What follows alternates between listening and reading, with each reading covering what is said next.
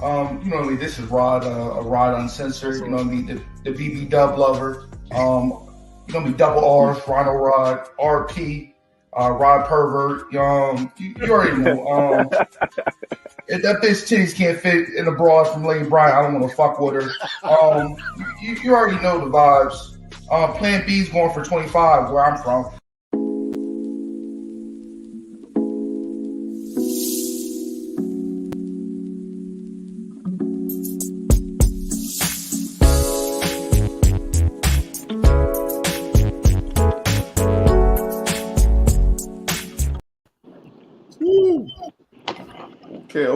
Okay. It's a late night edition with Rod's Uncensored Podcast. You know I'm the BB Lover, the Fupa Protector, all of them, all of them above. And we got some special guests today. You know what I mean? Whoever want to go first, you know what I mean? We'll do it in a circle. How you want to do it, like elementary. Whoever want to go first, man. Clockwise or counterclockwise? You know what I mean? It doesn't matter. Clockwise. I like it. Jarrell Lamar, Columbus, Ohio. Facebook is Jarrell Lamar. IG is Jarrell Baby June.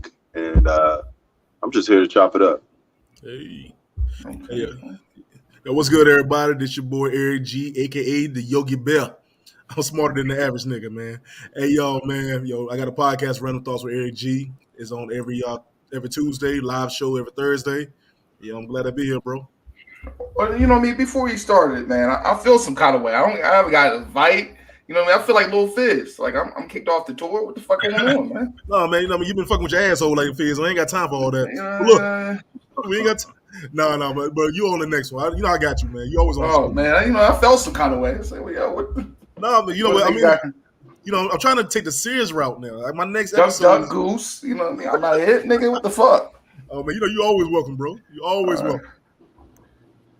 Man. She in or you want me to jump in? Go ahead, boy. I'm going to jump in real quick. Go ahead, jump in. Yeah, man. This James, based out of Columbus, Ohio, currently in Florida right now. You be traveling the world. Enjoying life. Check me out on Instagram, YouTube, Twisted Toxic Reality. Trying to do something nice. Florida got me feeling good, so I started another Instagram page, Mr. J Too Cool. I'm going to just probably start talking about traveling, eating down here, hanging out, seeing what the people talking about. So around the world. I swear, bro. I done seen like 16 different hotel rooms with you, man. Man, I've been just in Alabama. I'll be everywhere, man. I'm That's down to Florida. That's what's up. What part of Columbus you from? I'm born and raised originally Cleveland, Ohio, but I live up in Westerville. I moved there after I got out the Navy. So I've been in Columbus since about 2012. Man, I don't know what Miss Londa doing. I guess I'm here. I thought she was hiding for a minute.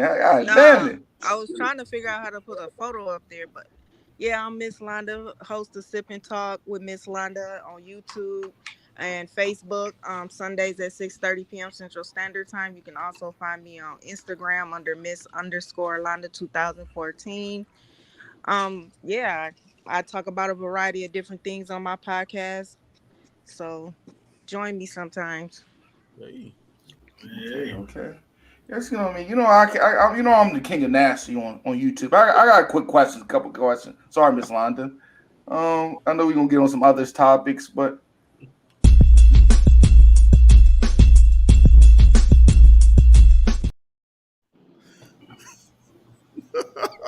how many of y'all really hit a joint with a couple of them supplements right there? I saw something about swag in the top left with a fire. That's all. I kind of glance at it. What's that all about? You know what I mean? Them honey is honey. You see this damn yellow? The damn honey, right? I'm telling you, it help you back from 150 to 250. You hear me? They bring your batting average up. Wake up the next morning with a damn migraine, boy. Fuck you all the way up. Yeah, that stuff to make that stuff to hit harder at home. Is that what that stuff is about? I glance. Does it? Does it? That should have you underneath the fan at the end of the night, boy, with your drawers off. AC on 50, sitting there. Look. Man. You selling it? You promoting it? Huh? I said, you selling it? You promoting it? No. I'm hopeful I'm getting some sponsorship. I like to have a horny rod edition of Rhino because I've tried it a couple times on anniversaries. You know What what I y'all mean? talking about? That blue pill? Oh no, that's the purple tape. I call that the Raekwon and Ghost. That's the purple tape. Let me get. The honey pack, right? Yeah. The volume on my end is kind of low, so I'm gonna be kind of really focused on what y'all saying because I really can't hear. But I can vouch for the honey pot, the honey pack. Oh yeah. That's some powerful shit right there. Tastes like you licking elbows, but it's all right. Yeah, you got. I normally I don't take them a lot because they give me side effects like my nose will get stuffy and sometimes I get a migraine. But that's after the performance is all done and whatnot. But before I take it, I gotta have some sweet to kill that taste. The migraine. Well, you know what I mean. Yeah, I get a little slight migraines afterwards. It's all worth the reward, man. You know what I mean? It's all worth the reward for me. You know what I mean? Yeah, it helps out. It helps out. I pull it. I stop at the store to grab a pack when the occasion calls for it. When I want to put a little extra, you know what I'm saying? Because it's all like a resume tryout. I want the first one to be like, damn. No, I'm scared of that damn Rhino, man. I'm scared like hell of the damn Rhino. That I don't fuck with them, man. I done tried, dibble and dabbled and whatnot, but them things they affect me funny afterwards, and I'd be like, man, I don't even be doing nothing for real. But that, and I tried the Viagra pill, that don't do nothing. And but I had this dude gave me this red capsule, and he was like, drink it with a Red Bull. Oh my god, man, Red Bull? That motherfucker had a nigga going all goddamn night. You trying to make your heart stop? What the hell is going on? Nah, they said Red Bull. You can experiment. Motherfuckers be doing all this and they'll put you up on it. So you want to see what it's out. I can show you. They can show me better than they can tell me. So I done dibbled and dabbled and see what works for me and what don't. Majority of it don't. But the honey and that little red capsule with a Red Bull, it's over with. Hey, bro, is this something y'all just using just to be using, or y'all have to use it? No, hold on, Miss Londa. It's for special occasions. Special occasions only. Special occasions, you know what I mean? Everybody don't get that. Everybody, everybody, that ain't for everybody because you can't put it down on everybody, anybody. You gotta be selective when you using these supplements. Okay. Especially when that W2s come, you better use them. Oh yeah, you better have it on deck. You better have it. You better have it on deck. That's only good for W2s and sugar mamas. There's the only two damn things that you can work on. Bring that. I put that life alert on that motherfucker. Damn the life alert. Put me in that damn wheel first. Oh yeah, you gotta be that. Yeah, but I ain't even hip. I've never tried anything outside of, stuff you get at GNC, just regular workout stuff. I never tried. I ain't on game, man. Let me tell you the truth though. When it came to the honey thing, man, it wasn't that I needed it now. No, I miss London. I'm just saying. But it wasn't that I needed it. It was the fact that I'm like, man, everybody talking about this damn honey shit. What the fuck? I went to the gas station, no lie. They had like 300 boxes of this shit lined the walls. Empty. Them motherfuckers be empty. You gotta hit them at a certain time. Oh yeah. It's like Black Friday. It's like Black Friday. Then they got a black flavor and the regular. Like, what the fuck is this?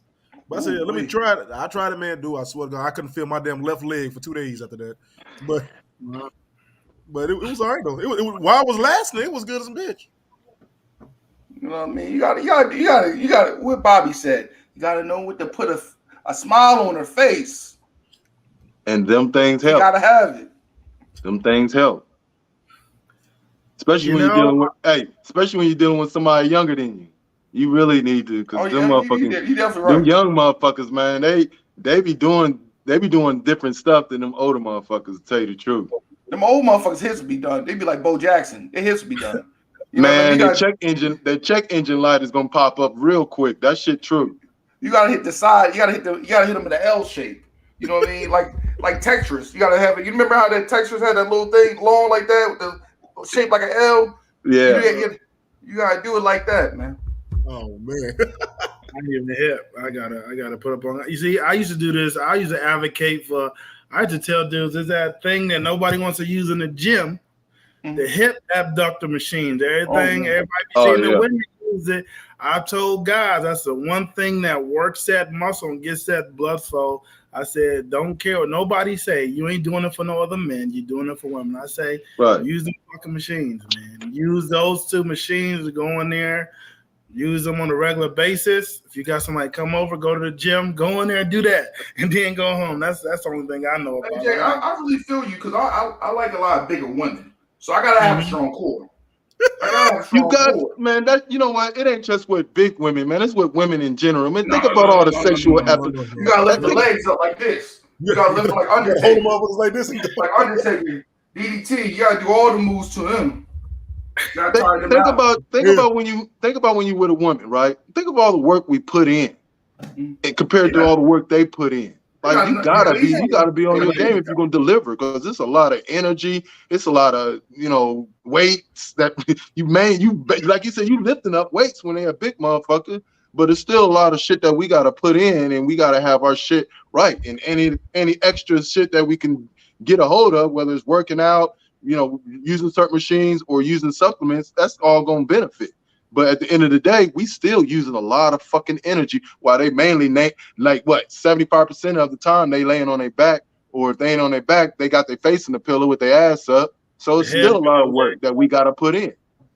That's why I like to use the supplements, because this make my dick feel like I did a 20-year bid. So I like it. You know what I mean? Go ahead. It's the hips, man. It's all in the hips, man. It's nothing but doing all that shit at the gym. Everything the guys claim is overly feminine and try to play you for use. I said, that's the shit you actually need to be working on, so you could be doing what you need to do when you in the bed. If your hips and your thighs is weak, she ain't gonna have a good time. And then you're gonna find out about it. Huh? The core. My stepdad told me when I was young, he was like, he saw that I had a six-pack, and he was like, that's, he said something implicating that it'll work out in the bedroom for me because my core is on point. Well, fuck that. I had a kid. I just gotta lay your ass on the side. Put the belly on her. Put the belly on her. Hey, look, you gotta deal with a big. You deal with small women. Okay, that's why I like the chop chop noise. You know what I mean? Woman with a nice fupa, it makes a chop chop. You know what I mean? I love it. No, chop. Made that damn clap sound. Oh yeah, boy. Yeah, boy. Clap them up. Well, what has been? Well, let me ask real quick. What has been size and height wise? What has been your biggest woman that you can recall? I'm gonna let you. Who, me?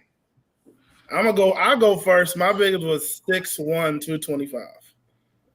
I don't like nobody taller than me because I don't want to have to weave. I'm 6'3", so I don't want to have to weave underneath, friend. But I had a short, stubby girl. She was like 5'3", but really wide. I don't know what she weighed though, but she was pretty. She was a heavy Chevy for sure. But biggest would be that one. Ms. London, I'm sorry. I had a couple Amazons, about 6 foot, about 230. But they be big, they be BBWs for real, like big, beautiful as, like just beautiful, but they just, you know what I'm saying, big and tall. That's when you get hurt. That's when you be putting ice on yourself afterwards. That's when you need to. That's when I need to get the what do you call it? The honey pack for that one. Oh yeah. So she tell me bring my hard hat. Bring your hard hat and your goggles because you about to put in some work. Well, look, everything hurt, man. Like wrestling yourself, man. But the biggest probably like three some change. How tall was you recall? I'm 5'2". 5'2". It's got like a lot of people be sending me shit, right? On social media, especially Boom. Boom definitely be sending me shit. You be like, man, you like that? I don't like a real big belly though. So it's confusing. Your stomach gotta look like one of them big town cars. You know what I mean? They long, but they flat. You know what I mean? I don't like no real big stomach. You know what I mean? If I gotta lift your stomach up like this with two hands, I'm not doing it. Oh, that's rough. All right, for me, I went to a little point, man. I was just, you know, what I'm saying. What you mean low point? Oh, not low taking point. shots. Oh. I went to a stage where I was the big girl chaser. You know what I'm saying? I was like Ash. You know what I mean? I had Pokeballs. I was just throwing them out there. Let me tell you. I went to my point, man. They was always big with long titties, so it was always them cone titties. You call them cones or hot dogs? I call them Nathans. At Miss London, I ain't trying to be disrespectful. So they be up. Hey, let me ask y'all this: when y'all come across a big girl, right? Do y'all come across those that are insecure or those that don't give a fuck? I'll be honest with you. A lot of ones I thought was insecure would be low key. The ones that didn't give a fuck. Because I deal with a lot. I deal with some. I like them completely naked, but the big ones, you know, I accept a woman for who they are. Have you ever pulled the titties out the shirt? I want all that off. I'd have to tell. No, I'm just saying. You let's take all that off. I mean, the stomach's real big. You just pull the titties out the shirt. Have you ever done that? I like them completely naked, but they be wanting to leave their shirts on and all that. Like, come on, man, get up off that shit. If you ain't accepting who the fuck you is now at this age and time in life, something wrong with you. That's how I look at it. And I don't like insecure women. That's a turn off. Yo, then damn a shirt, man. Damn, I want to see them damn rolls move, damn it.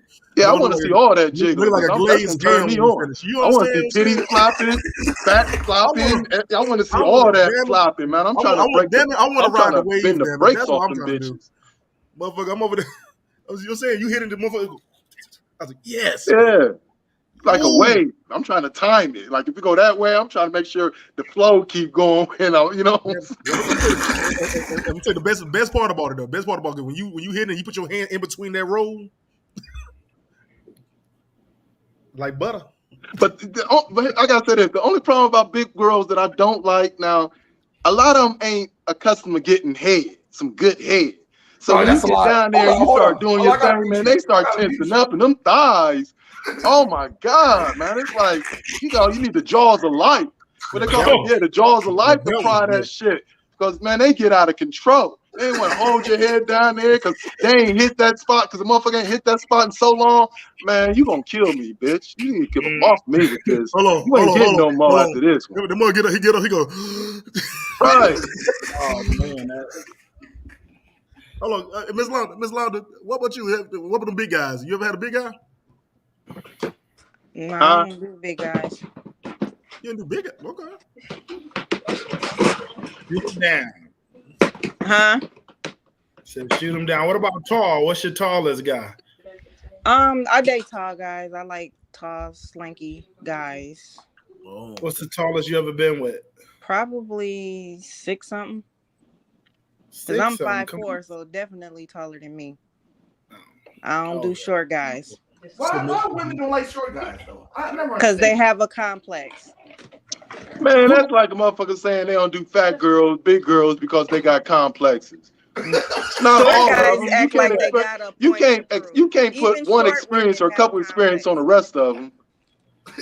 Tall guys got a complex too. We full of shit. I'm up here 6'4", depending on what I'm wearing. You know, everybody ain't nobody perfect. Everybody got a little bit of pride, arrogance, or elitist mindset about who they are. You know. Man, let me tell you this, right? I'm a big dude, man. I'm 6'3", damn near 300. Damn it. As long as I keep a fan on, I'm all right. Keep the AC running, man. I'm at 70. As long as you keep that damn fan on, we good for the rest of the night. Look, man. What y'all do? Y'all mess with short women? See, I went through a phase. I was in the military, and shortly after, I was dealing with all like 5'5" and under, like 5'4" and under. Honestly, no, I never had no midget. You know what I mean? I had a limit. I never had the midget with them soft hands. I never had it. With the soft hands? With that big old head. I never had that. They got a fat ass. But I think my wife pretty tall. My wife is 5'10". Oh yeah, that's too tall for me. She's 5'10". My wife is 5'9", so that's too tall for me. With you. It's not as tall as you think. How tall are you, Rob? I'm only 6 foot, so 5'10" is too close to my jaw. You know what I mean? That's too close to my jaw. I'm gonna have to use that jab. I'm gonna have to use that lethal jab. I don't like 5. That's Rod the only thing is, man, because like, when she put heels on, she look at me dead eye to eye. Then like, oh, no, I can't do that. You know what else? I am kind of racist too. I don't like dark women. I don't really like dark women because I'm dark skinned. What, So you you're can't afraid? do another. I'm like Bernie Mac. I don't like it because my gun is black. You know what I mean? I'm type of one of them. I like a brighter woman. You know, I think it's just in my ancestry. My dad. What you afraid is gonna get hot in the room or something? What the hell? All the damn black mixing? No, I like to see light thighs. You know what I mean? I'm dark already. This, you know what I mean? A dark rock on a light, you know what I mean, on some good sand looks different. Well, I mean, you dating big girls, man. The inside of their thighs are dark as hell anyway. So you doing your damn thing. Lord. That's not true. Yeah, I mean, it all depends. Nothing We wrong only can with speak Not on everybody got what we know. color just, you know what I mean? Not everybody got that color. They got creams to fix that. Yeah, man. Yeah, They got to get the creams. They got to go find the creams. They got to acknowledge the issue. A lot of them don't acknowledge it.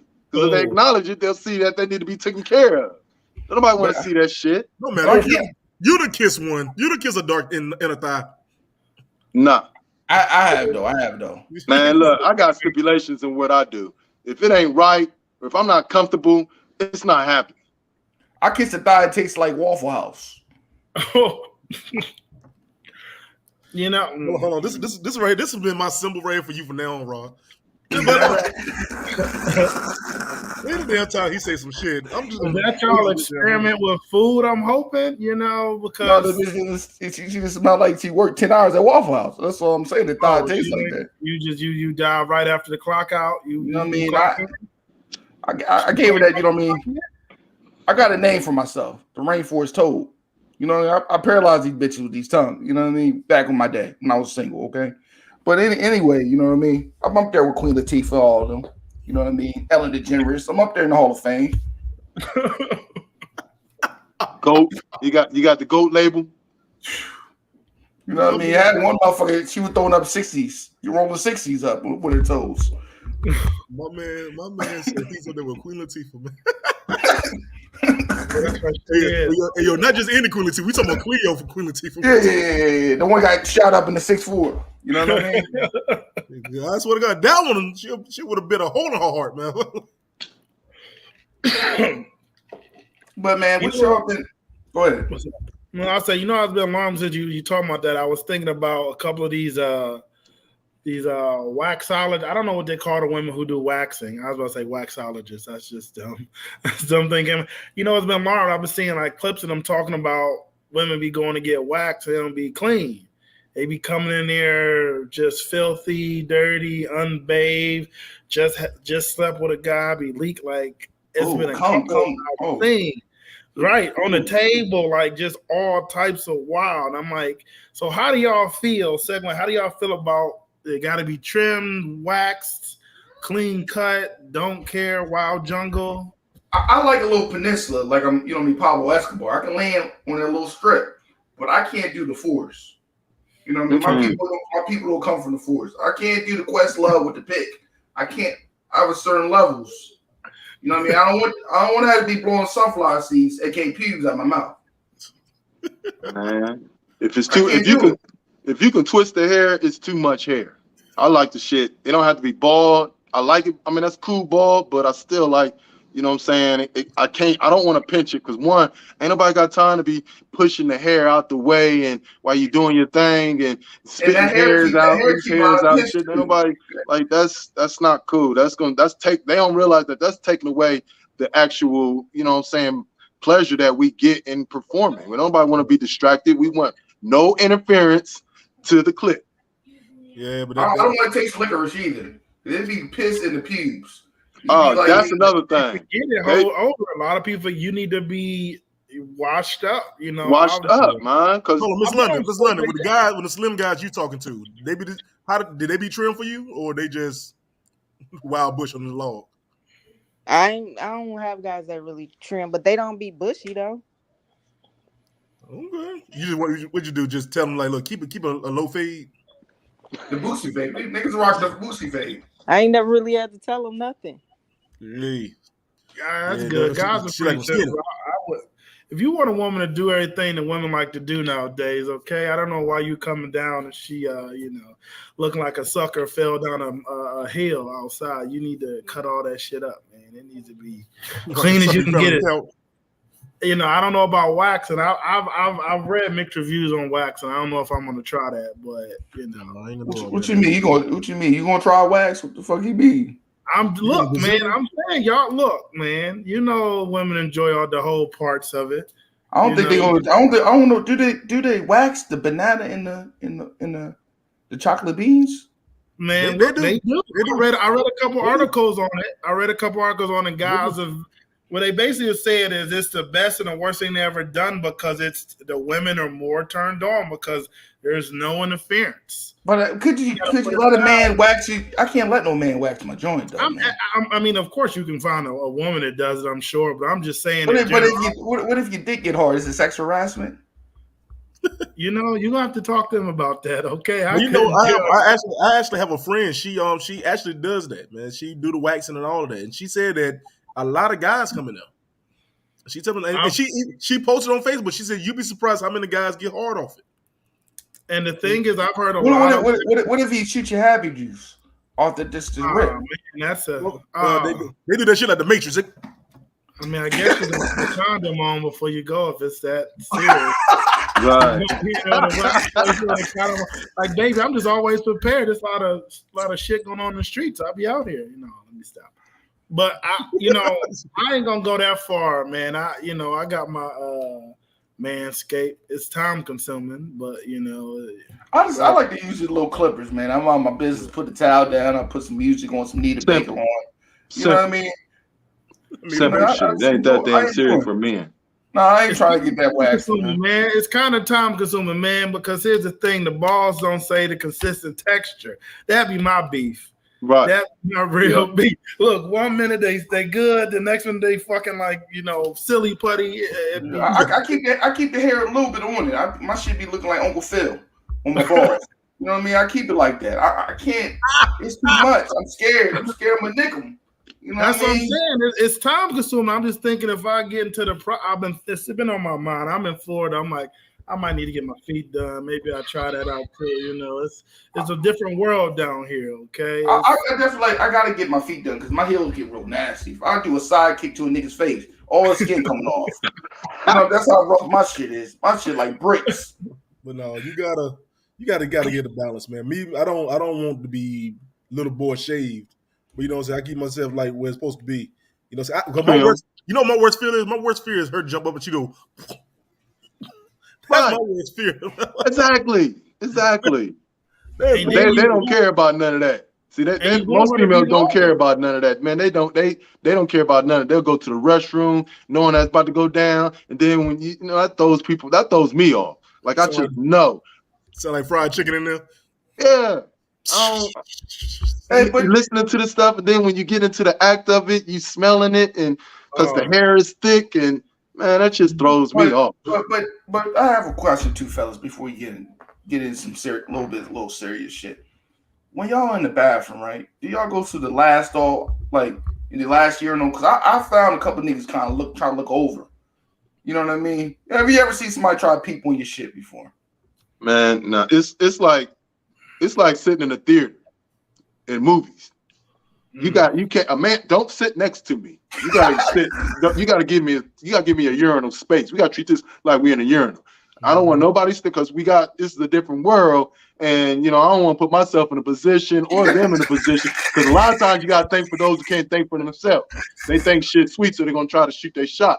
So you know what I'm saying? If I can't get that empty urinal in between me and him, then I'm cool. I'll hold my shit. Let me tell you, I think the worst thing for me, man, I don't have no fucking conversation with me, motherfucker. Don't talk to me while you got your dick. We both got our shit on our hands right now.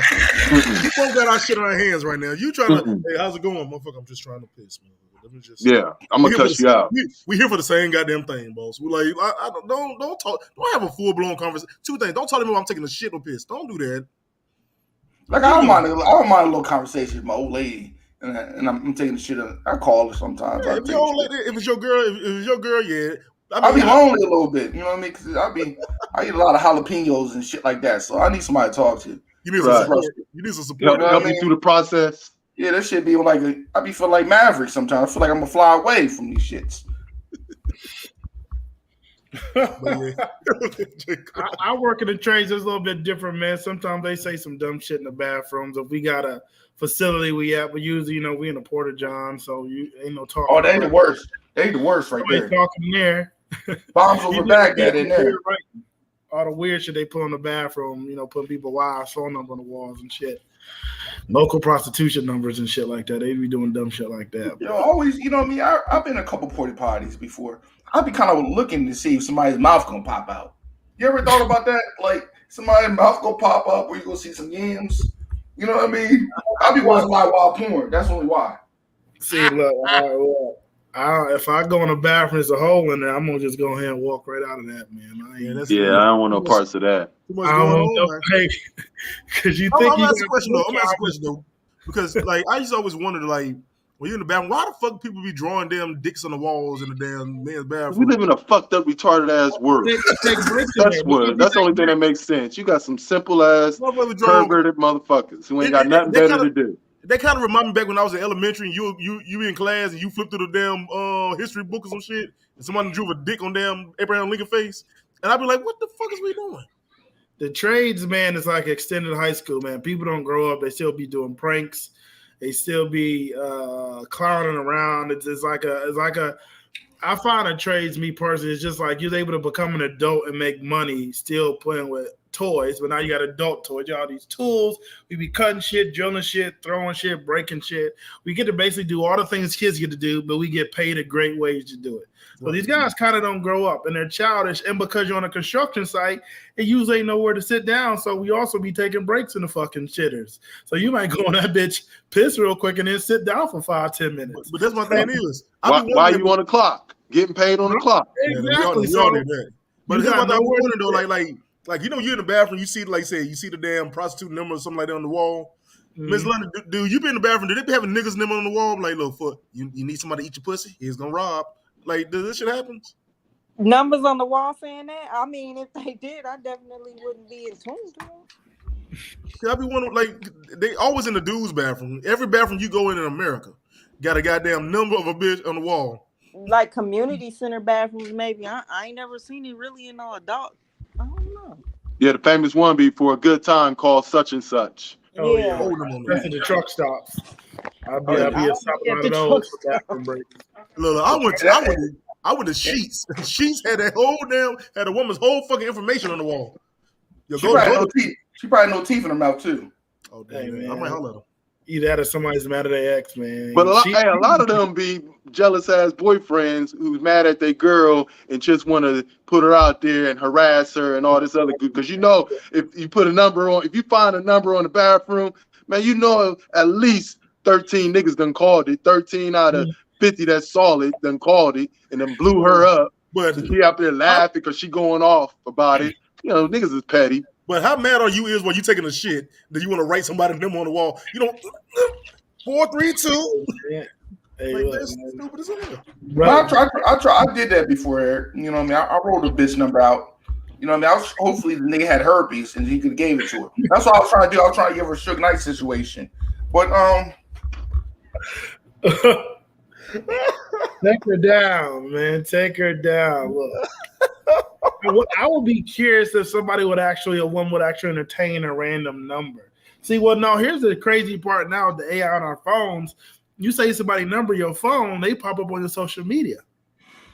Did you notice that? When you say somebody's new number on their phone, they'll pop up as a recommendation on Facebook, Instagram, whatever. People in your contacts. Let me tell y'all the truth, man. Weird about it. You can become a full-blown stalker. I had a situation where I was being stalked one time. I had a girl that stalked me. And dude, she called me like 300 fake numbers. So I go to TikTok. Now we fast forward a couple years now. I'm on TikTok. I got all these damn random ass people said from my contact. So what the fuck? So now all I gotta do is go search through the damn pictures. Now I know who the hell it was the whole time. Damn. Light skin problems right there. Yeah, Chauncey off Blackstreet didn't get no love like that, but that's another story. Jamar Moore did though, damn it. Look. That motherfucker's a legend though. He just had a kid at 50-some years old. That's a long time to hold that nut in. I mean, I think my dad had me at 43, so Mine was at 40. That's pretty late. I was the last one to come out. He was like 37. I was the last one. I mean, but that's you get your stride, get your money up, So it ain't hurting. That's that damn sneaker. That's that sneak in the middle of the night pussy right there. That's what happened. Yeah, he that roll over. It was that Keith Sweat and that, that Heineken, that Crown.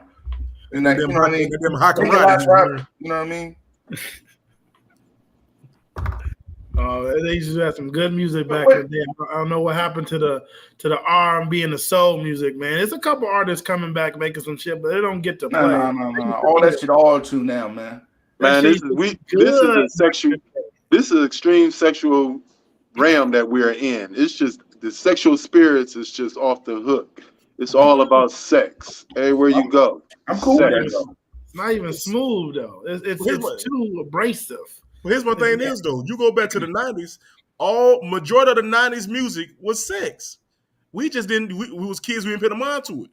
But it was more of a making love music though. It wasn't raunchy and all that. It had substance into it and whatnot. This music now, it's just straight.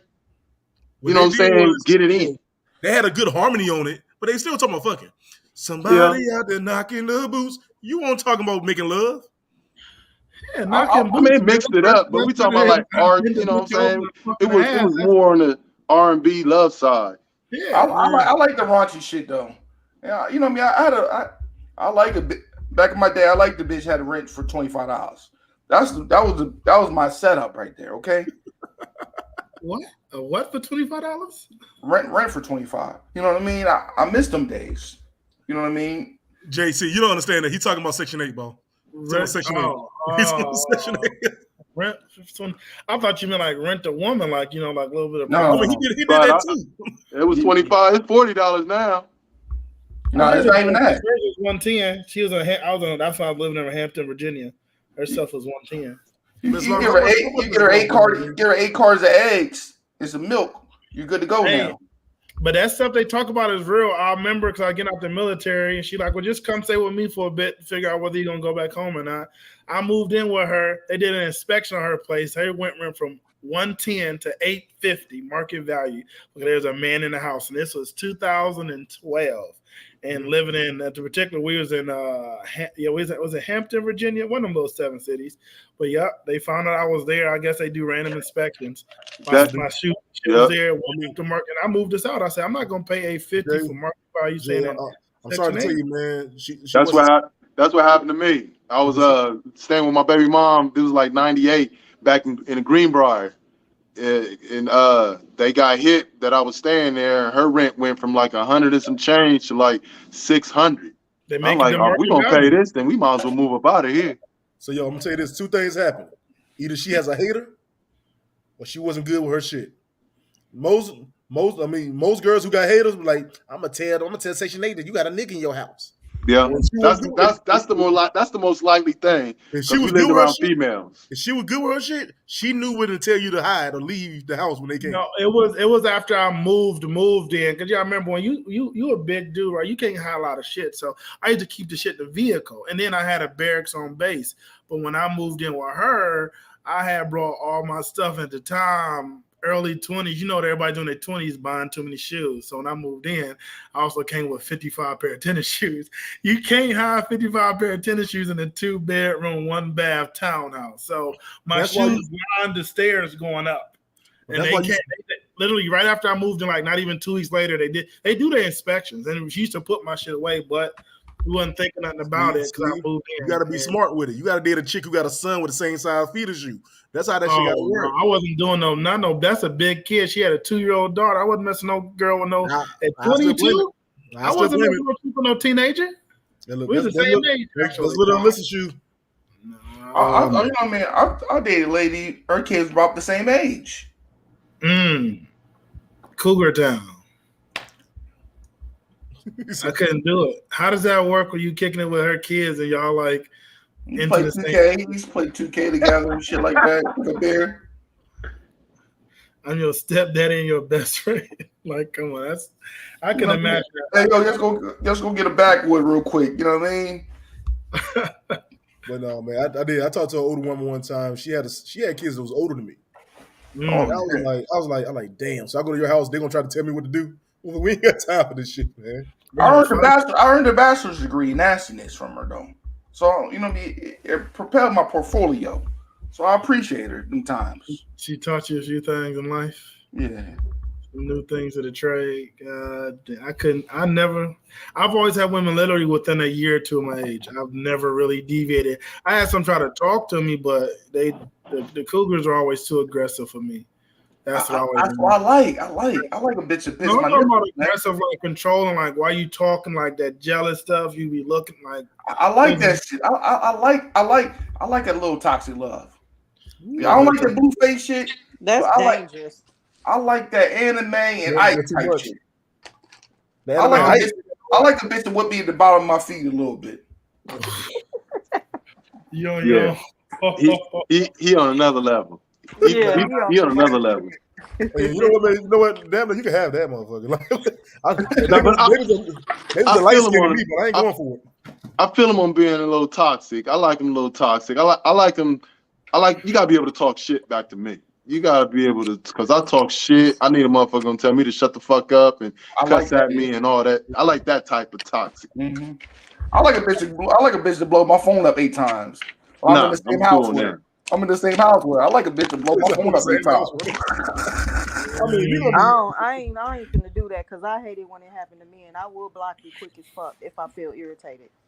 But then you block him and he's in the living room. You're like, you know what? I'm tired of this nigga. Ryan, stop. Like, I can't. No, don't do that, man. I mean, I'm gonna tell you, man. I want us to, like, again, this light skin to me, man. If you're gonna be crazy and all this shit, just be that shit in the bedroom. That's what I want. Just be that shit in the room. And when the door closed, motherfucker, be the ghetto ass, crazy ass chick. Then I'll take all that shit. Yeah, you know what I mean. I'm into some real aggressive shit. You know what I mean. I don't mind a bitch smack me with a belt on my chest. I like shit like that, man. I'd have been whooping too. I'd have got too many whoopings. I ain't doing that shit. Right. I'm traumatized. That's gonna throw me flashbacks. Trying to get turned on, end up stealing off on her ass. You know what I mean? I've been seeing multiple posts. I know it's old news, but could you be with a woman that slept with the whole department, like that white cop? Could you still be with your woman if you're in a cockhole situation? She taking all them BBCs. Could you still be with her and look past that? Look past it. He got to a certain mindset where that ain't new. It's just she just got exposed. To allow that as a man, any type of man, either you're into the fetish yourself, you sitting in a corner with your nice leather chair with the ottoman up, and you got a leather mask on your face, or she done something to you, got something you fucked up. She got some dirt on you, you stuck. I think a lot of men be in stuck situations where you mess up once, you might have put your hands on her once, and she took pictures and she holding that shit to the grave. And look, he something ain't up in here for me personally to him to accept that lifestyle. But what do you think? You know, I just been over with her because them niggas might have a bigger dick than me. You know what I mean? That's a no go. Well, you know what? Broken up. Let me tell you though, and I'm with you too, Jay. I think he was into it. I think he was really into it. You think he was watching? Yeah, because they was having work. They was at work. No, they weren't just at work. They was having swinger parties. They were going out. Listen, she won't just mess with the guys. She was messing with the guys and their wives. She was getting it in. So my thing was, you telling me, and you seen him how he look? What's up, Fred? Dude looked like he was enjoying that shit. Yeah. So you think he was eating the Twinkie filling? Oh yeah. Ooh. I've heard of people in those groups of doing that, where they be like a group of couples group club thing, and then maybe like 5, 10, 15 of them, and they kind of have a community where they kind of, it's like old school, almost like tribal stuff, like dead ass. You can go to your friend's housewife and you go to her house and I don't know, install her TV and she cooked for you and y'all have sex and you go home and like they know about it. But how bad do you have to be? Like, how bad does it have to be with you doing it at a Super Bowl party? She was at a Super Bowl party with everybody. And in between the commercials, she was fucking like hell. I mean, we call that a pot roast where I come from. If you got a decent sized house, about 2,000 to 3,000 square feet, there's plenty of room to go off and duck off. You know, you think you got a 2-story house. Thank you, Get Off Your Chest podcast. I appreciate y'all stopping through, man. You know, you got a 2-story house in the basement. You got probably 2.5 bathrooms, 4-5 bedrooms, and you got the basement. You might have people outside. It's so her husband didn't know that. Hey, where Jill at? If you got a bunch of people over the Super Bowl party, you're talking about maybe 10 plus bodies. You probably ain't keeping track of your partner. Damn that. You know what your woman at when she ain't there with you. You know that. You know my woman's supposed to be right beside. We wasn't, even if she's in there with the other women, you know damn well, okay, she's over there. You know damn well she done dipped all her and Officer Ryan over here. Yeah, he's knocking her ass down. They probably was into it, man. It's a whole little sex community, man. It's a thing for people, man.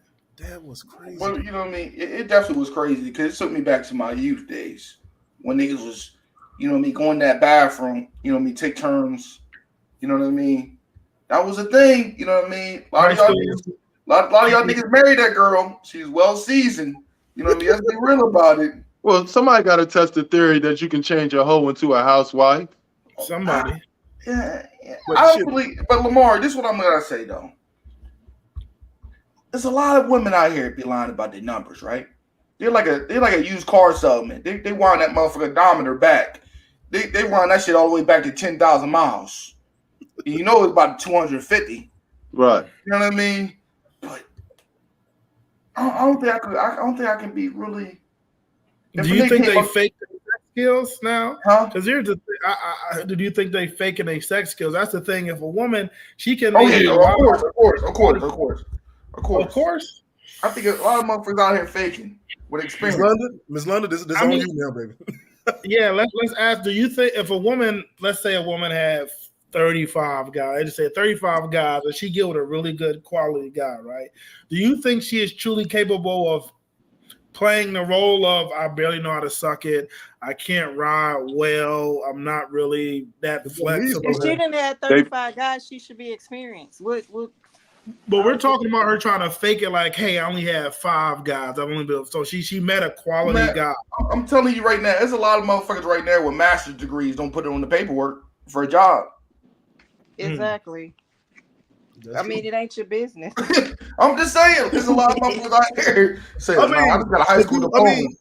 I mean, will a woman ever like be real? Do you think women ever like tells the guy for real?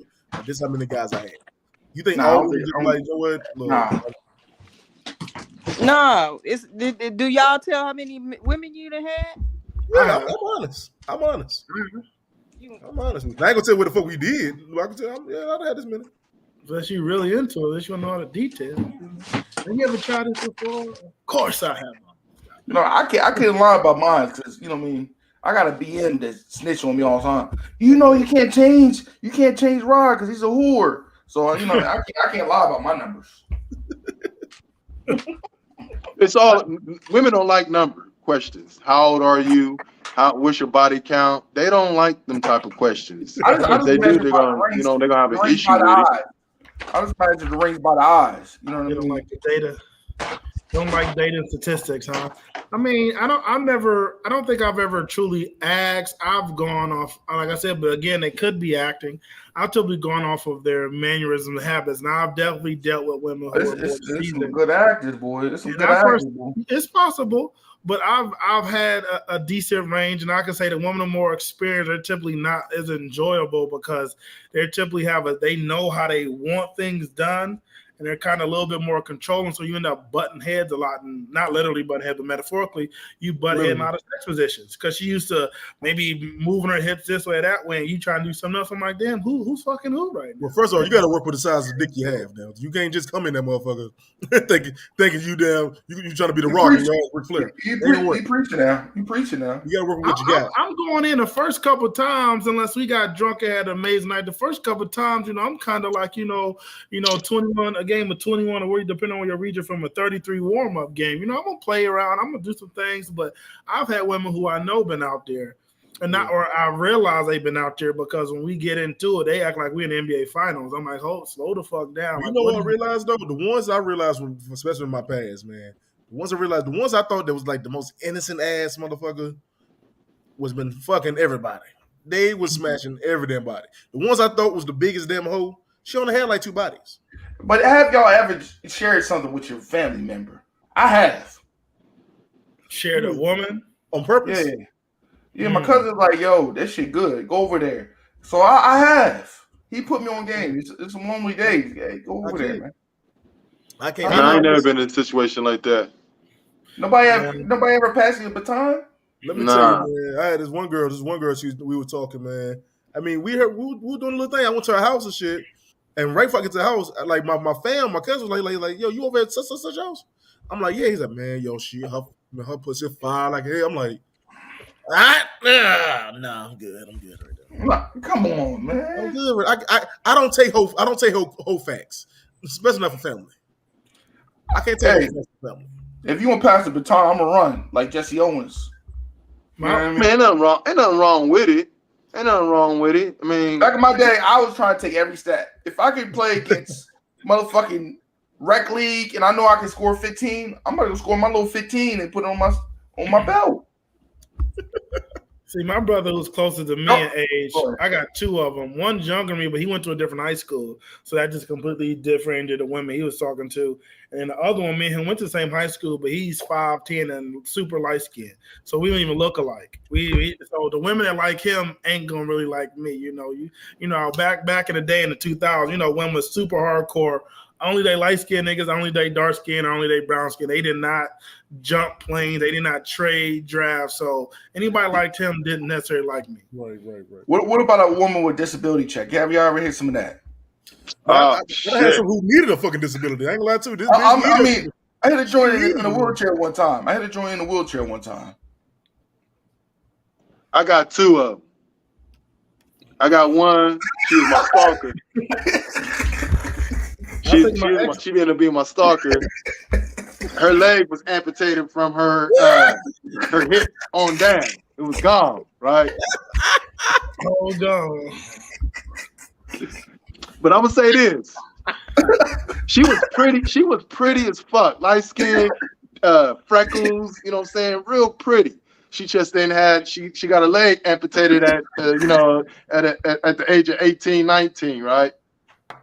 But one thing about her, man, there was no interference. No interference, first and foremost. That was the beautiful part of it. No interference. Look, I missed that right there, boy.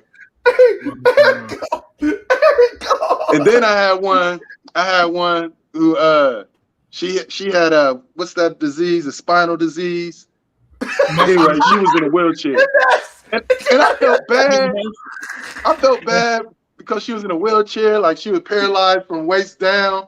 I had to pick her up and get her in the bed, and I felt bad in the process. But I mean, everybody deserved a little good something there, here and there. So I felt like I was doing her a favor.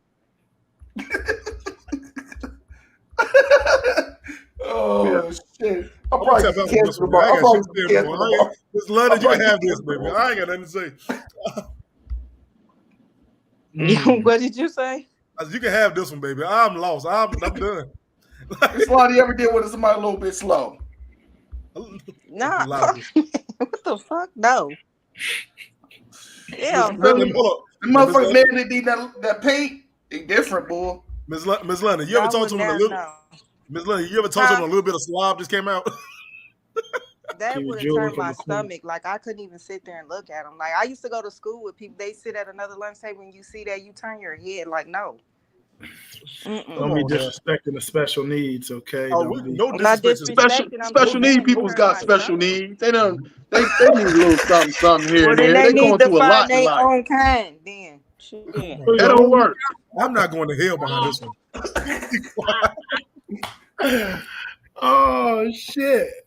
Hey, yo, I mean, I talked to a small person before. Does that count? She was tell that story, brother. I want to hear this. 4'11". She was like 4'11", maybe like 94 pounds, 93 pounds. She's kind of tiny.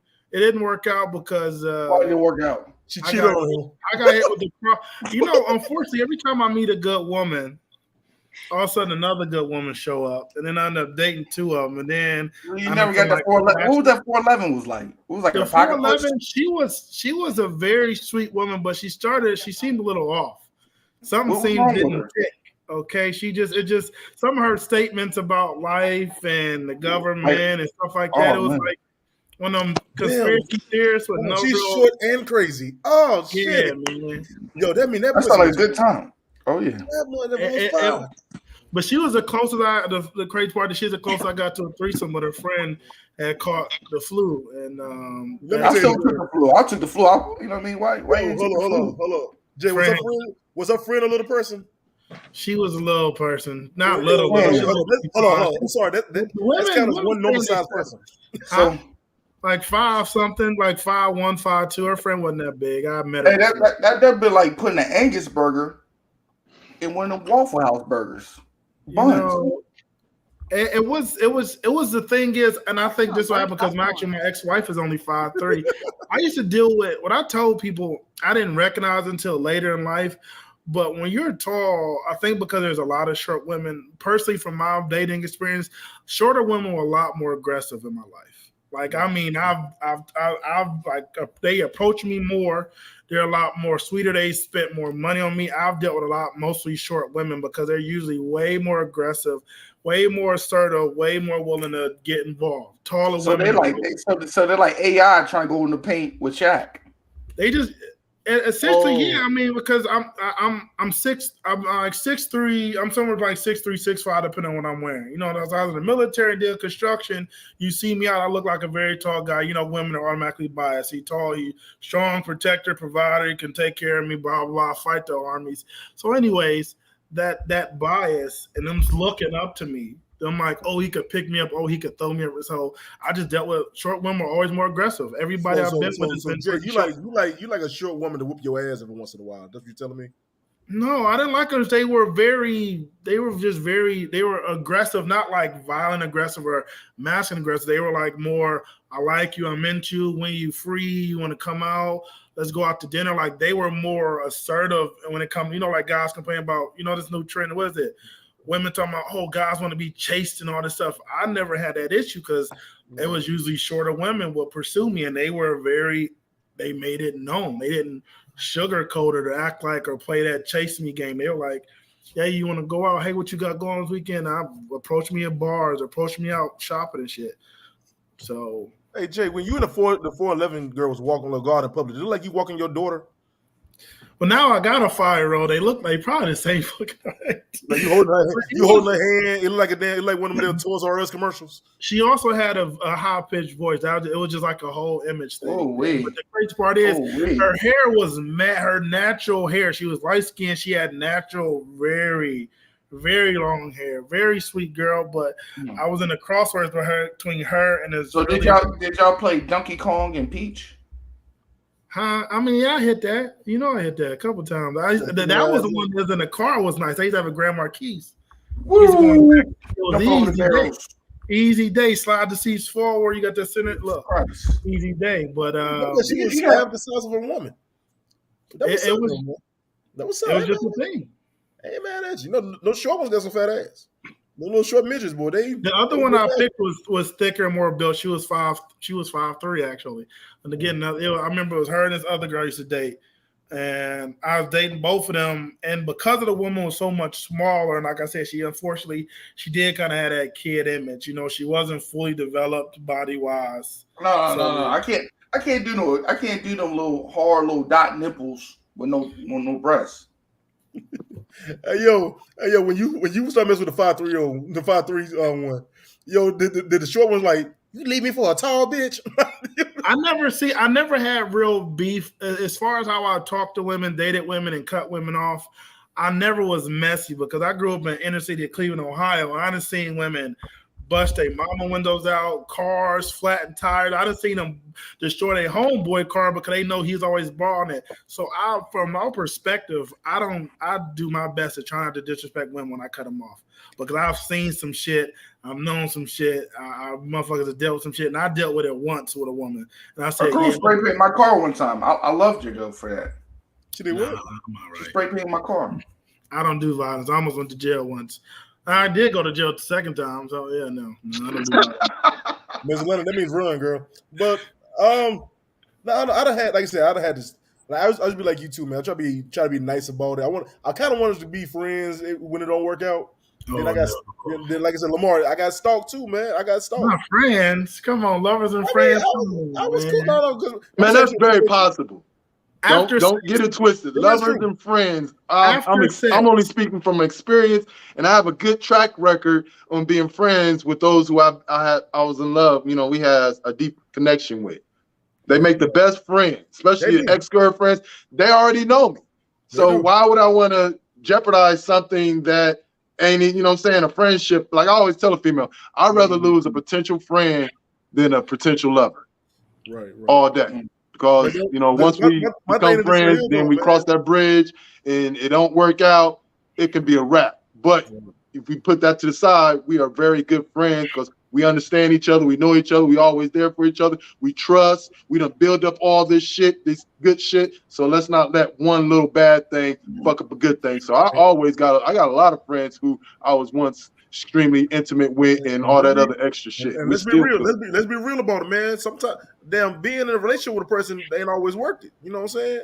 It don't always work. Yeah, that's why you realize the good in it, and it's up to a man to dictate, to try to at least attempt to dictate what it is, because a lot of females be in their emotion. So us being men, we supposed to be in our intelligence. We gotta pull them out of emotions by breaking down the pros of our situation, our relationship. Like why are we gonna go ahead and just throw this whole 6 month, a year relationship just for something that it ain't work out? We're better off as friends than we are lovers. So once they get that out their mind, they get out their feelings, and they realize, like, yeah, who can I depend on more than this motherfucker? Why would I want to just throw him away to start all over with someone else when he can be a good asset or a great friend?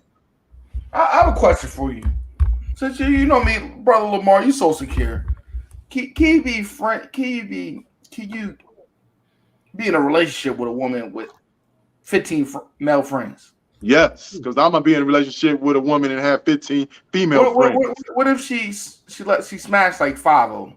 You know what? I'm like this. If a man can take her from me, she was never mine. So I'm open to that. I'm not insecure, because if I go out with a girl that I'm cool with, I want my woman to be secure and comfortable with. I'm gonna ask a question about it. Me and my wife got into it about it too. Miss London, you want to ask too? But I'm gonna ask you too. But me and my wife got into it. Remember that song "I Deserve" with Tank back in the day?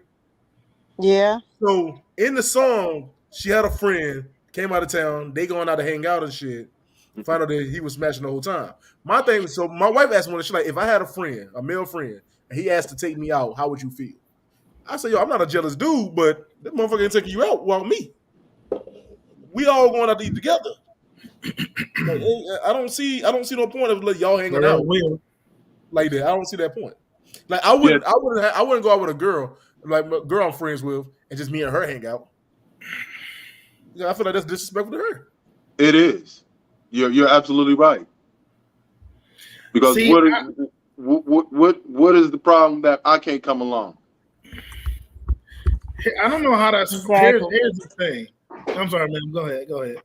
No, I was just saying I agree. I mean, it should be a level of respect. I mean, it could be trust, but it still should be a level of respect. Right. So you had a guy, and the guy was like, yo, he got a homegirl that he been knowing before you.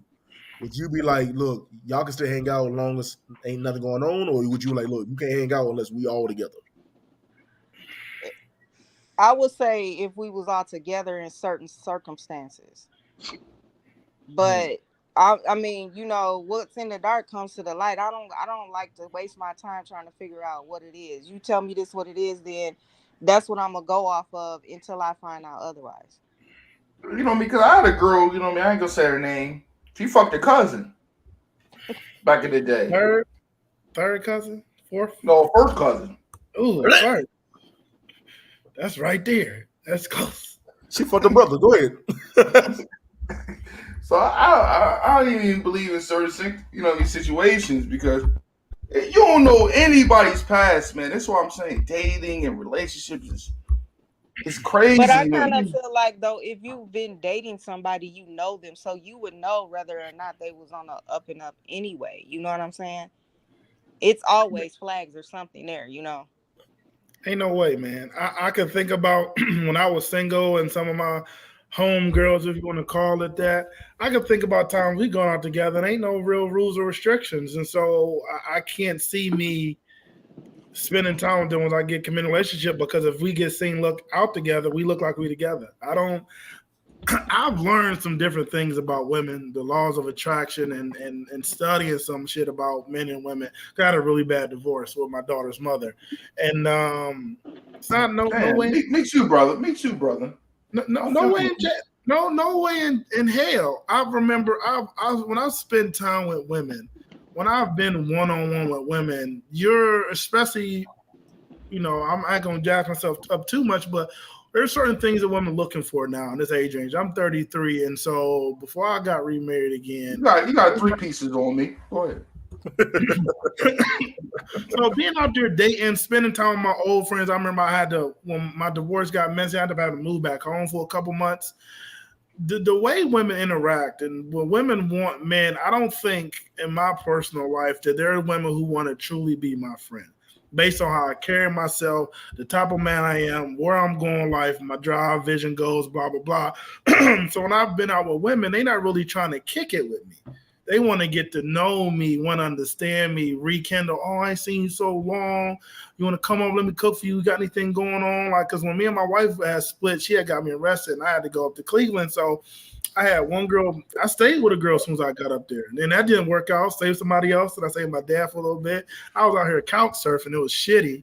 But I noticed nobody wanted to be my friend who claimed to be. So you probably was using the Rhino then. If you was couch surfing. No, you probably wasn't using the Rhino. I promise you I wasn't. Here's the crazy part. Because I was actually still married, and because what my ex-wife did to me was so dirty, I actually wasn't interested in sex. So what fucked me up with these women, listen, you gotta let me tell you, being arrested and losing like one phone call, you're banned from your house.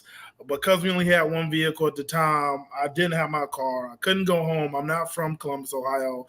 Didn't have no family there, so I had to go back home. Losing everything I worked for and losing shit I had before her, like being around women, I was just looking for just understanding and whatever. So, but when I was around these women who was claimed to be my friends I went to high school with and everything else, well, nobody trying to be my fucking friend. Well, nobody trying to console me and, hey, I got you, let me get back. They was like, what's up with me and you?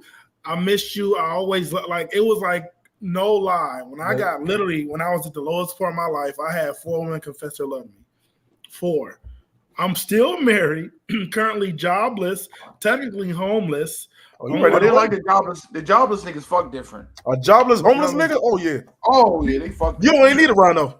But these are supposed to be my friends. These are women who I've known, talked to. Hey Jay, let me tell you this real quick. A jobless nigga and a nigga that's got out of prison, they love more than a nigga that work. Well, I'm one of those people who you're gonna. Hold on, say that again. A jobless nigga and a nigga fresh out of prison, a woman loves. Oh yeah, you know why? Go ahead. They can control me. Because I needed it. Today's women, they're so independent that when they get with another man, they prefer him, not all of them, but a lot of them prefer him to not have nothing because he's going to need what she has. Therefore, she has control over the situation. Not all women think like that, but a lot of women do think like that because they feel needed. Now, if a man got his shit together and all this other stuff, he's going to attract other females because of what he got. But and women know that, and a lot of these women are insecure and all that other stuff. Like if you see, most women are gonna get mad if they see another woman hollering at their man while they went to the bathroom or whatever the case may be. But if he ain't got nothing, don't nobody want nobody who ain't got shit. They're less attractive. But that's mine. She's like, that's mine. He need me. I'm gonna hold him down. And that's why I think a lot of these men get with women are like that because they got it easy. They ain't gotta work. They ain't got no responsibilities. They have no pressure as far as taking the trash out, cutting the grass, and none of that shit. Because she just want him there, a male presence who needs her. Because she has the house, she has the car, she has the job, and he ain't got shit. But there's a lot of Jodies out here. There's a lot of Jodies out here too. But in my particular situation, the logic of what happened, the only reason I'm in this fucking town, you wouldn't even give me 10 seconds to breathe, and you're trying to push a relationship. Like, ma'am, I'm still legally married. I still have to go to court for a domestic violence charge. You don't want to give me you don't want to give me a. They love that. They love that. Come in here, come in, stay. I got you. Let's be in love. I'll take care of everything when you get back on your feet, because I did provide a pretty nice lifestyle for my ex-wife. And so people saw that like, oh, when he bounced back, he get another traveling job, he get back in the engineering role, boom, boom, boom. But it was like, can I get any time to breathe? And so I feel like, Lamar, I get your point, but from my personal experience, granted, that is a bit of an extreme situation. These women who I thought were my friends, they fucking been holding out this whole time. And as soon as I had there was an opportunity, a door came up, they all got something to say, like, what's up with me and you? Oh, you this? I understand. I had one chick was talking about polygamy, like, I could help you and your wife. I could be our mediator. We can all make this work. I'm like, damn, can I breathe? Oh, Jay. He said what she had. But I'm telling you, I learned right here, man, some women can be as hard and savage as niggas, though. Some women can. Some women can be like, look, man, I know he's going through a bad time, but what he going to do for me? And I learned that shit the hard way too. Because I'm gonna tell you, I had this girl years ago, man. I can't mention my wife on here. But anyway, I had this girl years ago. And why you scared? What she hit you like Ray? What she hit you like Ray Rice? Y'all two niggas already went through divorces. I ain't trying to go through that shit. Look. you trying to be judgmental of my it ain't my fault. It ain't my fault. I'm using your ass as an example for my life. Look. Hey man, I got some lessons. No, I'll just say. So I had this one girl one time who really needed a place to stay. So so she stayed with me.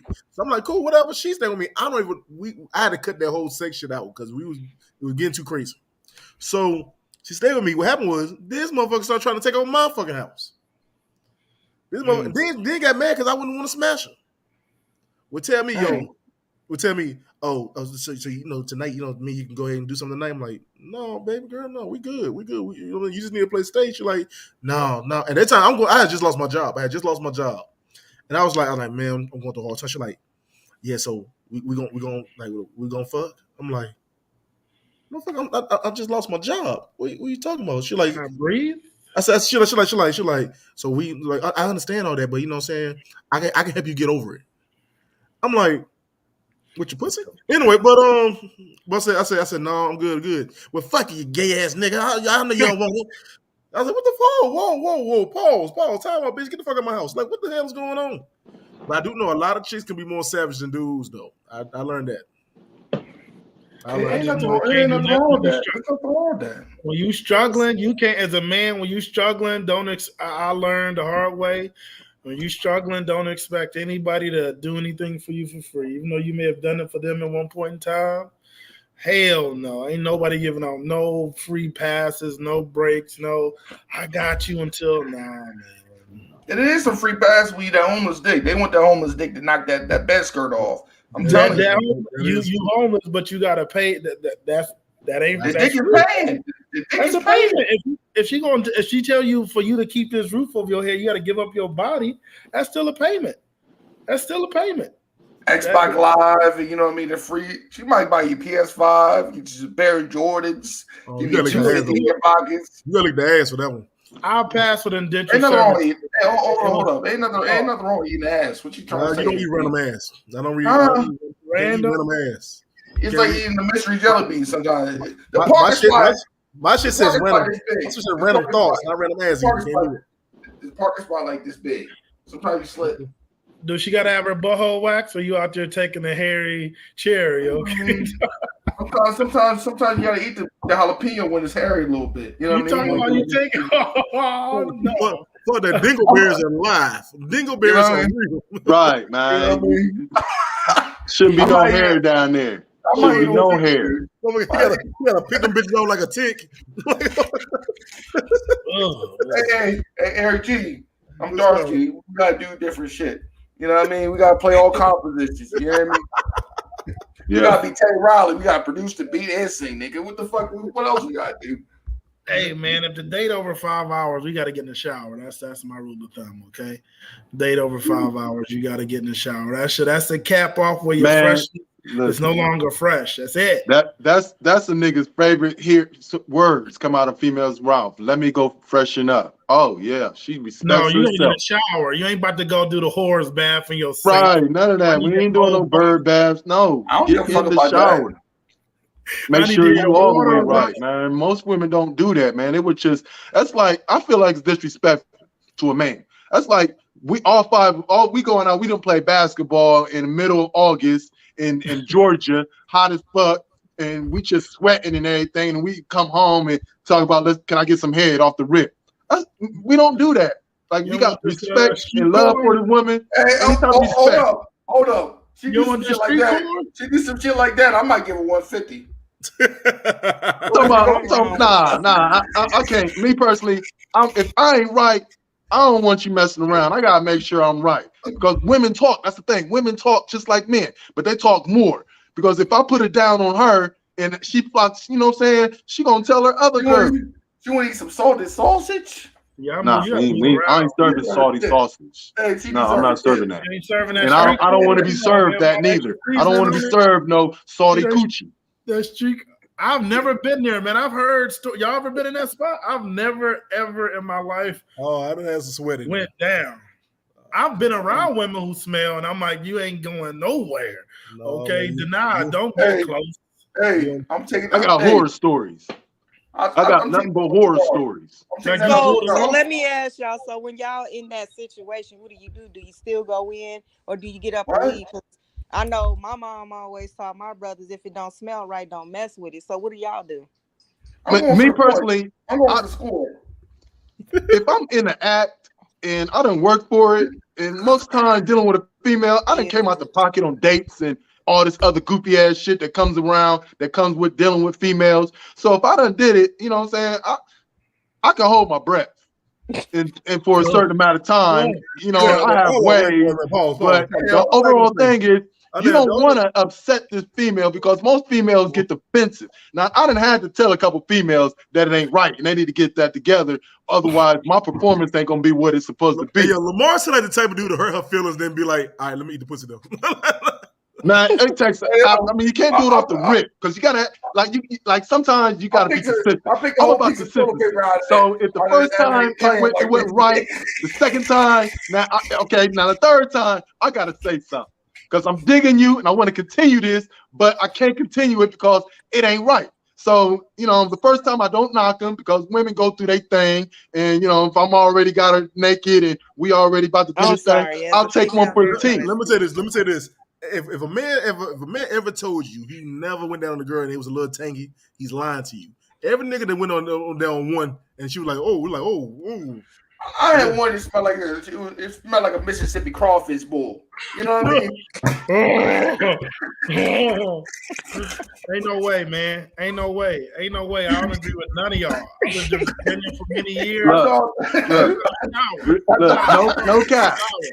Look, no cap, right? So I had this one. She was like 4'9" and about like maybe 180, 185, right? It was just bad. And it got so bad to the point where I had her bent over and she kept her shirt on because she was insecure about her rolls. I would take the shirt and pull it up to my stomach so I wouldn't smell it, right? I'm hitting it like this, and it ain't working, so I got to turn my head. Like, she don't see all this. So later on, that couple days later, she hit me up, was like, I saw that you pulled my shirt to cover up my robe because you ain't want to see me. I'm like, nah, that wasn't it. I told her that I was holding her shirt like there was reins to a horse. You know, I'm like, hey, Lamar, but she couldn't handle it. She couldn't. I didn't want to hurt her feelings because I was fucking with her. That was my girl at the time. Bro, first of all, you got to understand. Hold on, Lamar, let me say this, man. Because you the same nigga that fuck with a girl who's paralyzed. Look, let me say this to you. Hey, don't judge him. Hold up. Don't judge him. Listen, you told me this was a no judge zone, man. I'm not judging. I'm finna give you an explanation. Ain't nothing wrong with one leg woman. Listen, ain't nothing. It's less to hold up. I understand. Ain't nothing wrong with a one leg woman. You said she was 4'9", 180 something. Remember her arms were too little to reach. Man, look, man. Y'all You dirty. reach around to get her ass, man. Little arms. You gotta get an extension wand to scrub her coochie. Oh my goodness, man. You could baby coming to America. You could get you a nice, like, baby, let me take care of you, girl. I ran your bath water. Hey, all of us. Hey, we all together. We probably done ran through at least 150 women all together.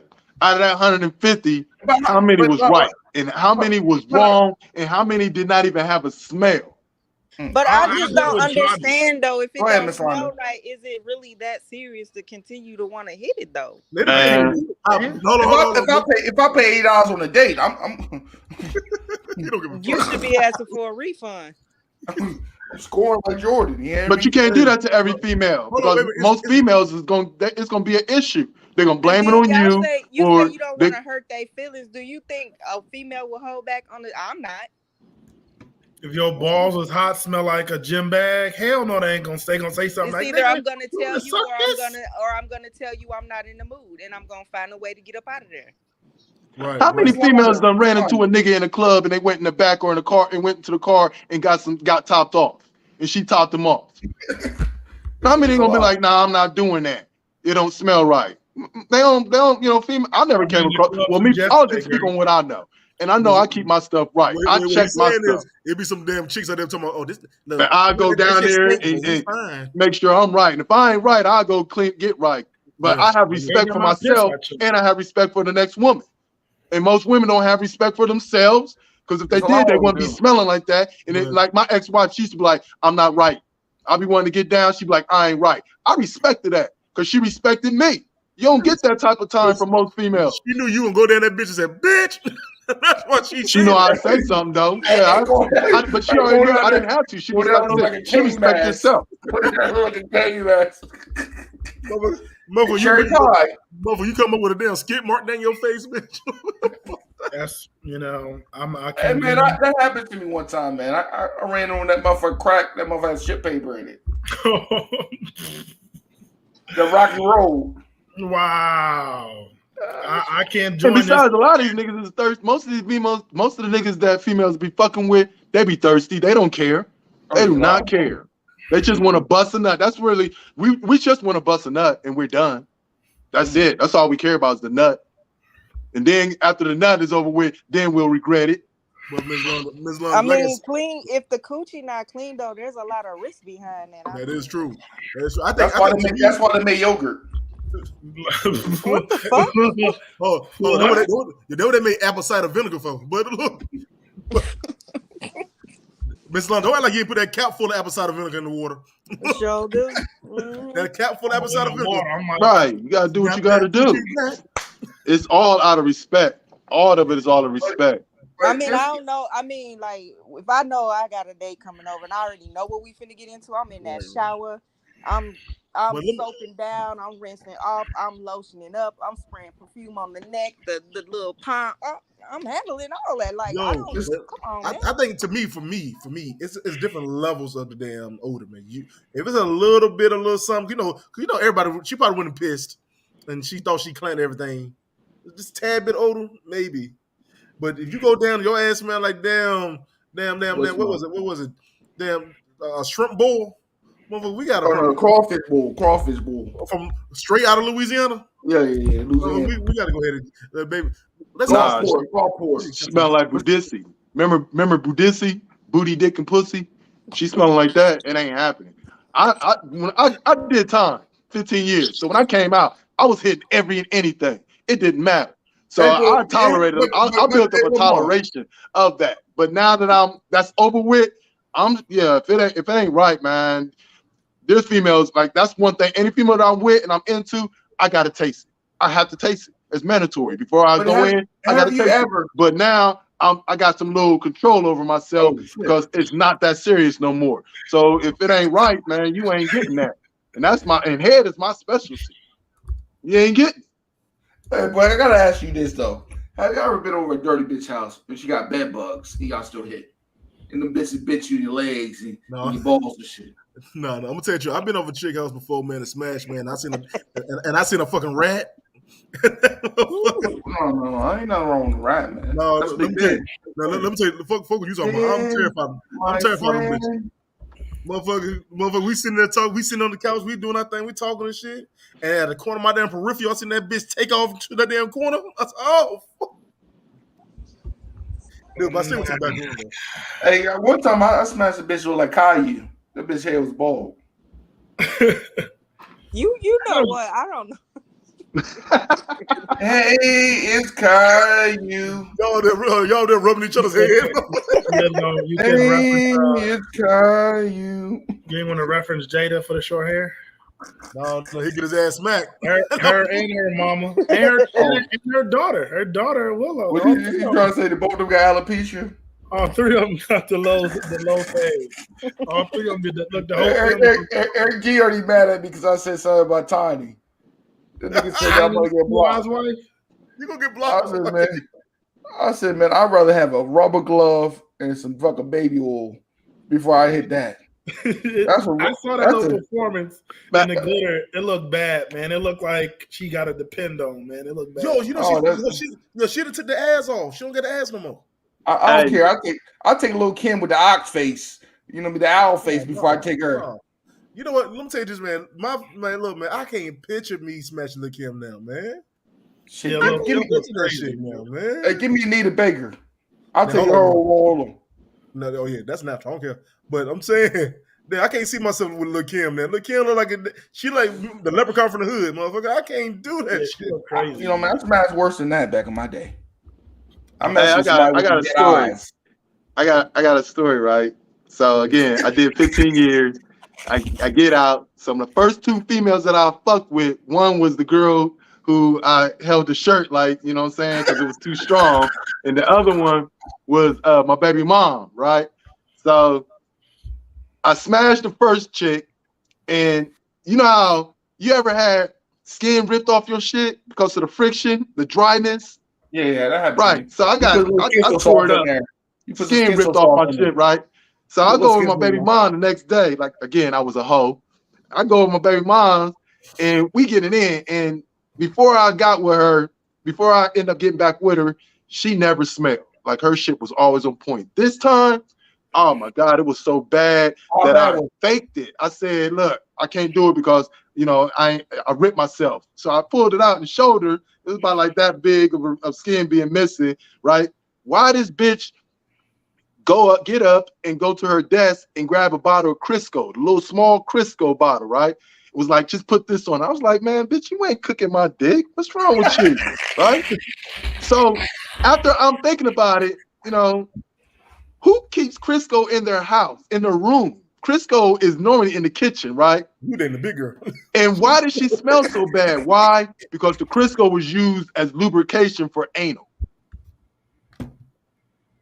So she going back and forth in both holes with Crisco all on it. So that explained everything.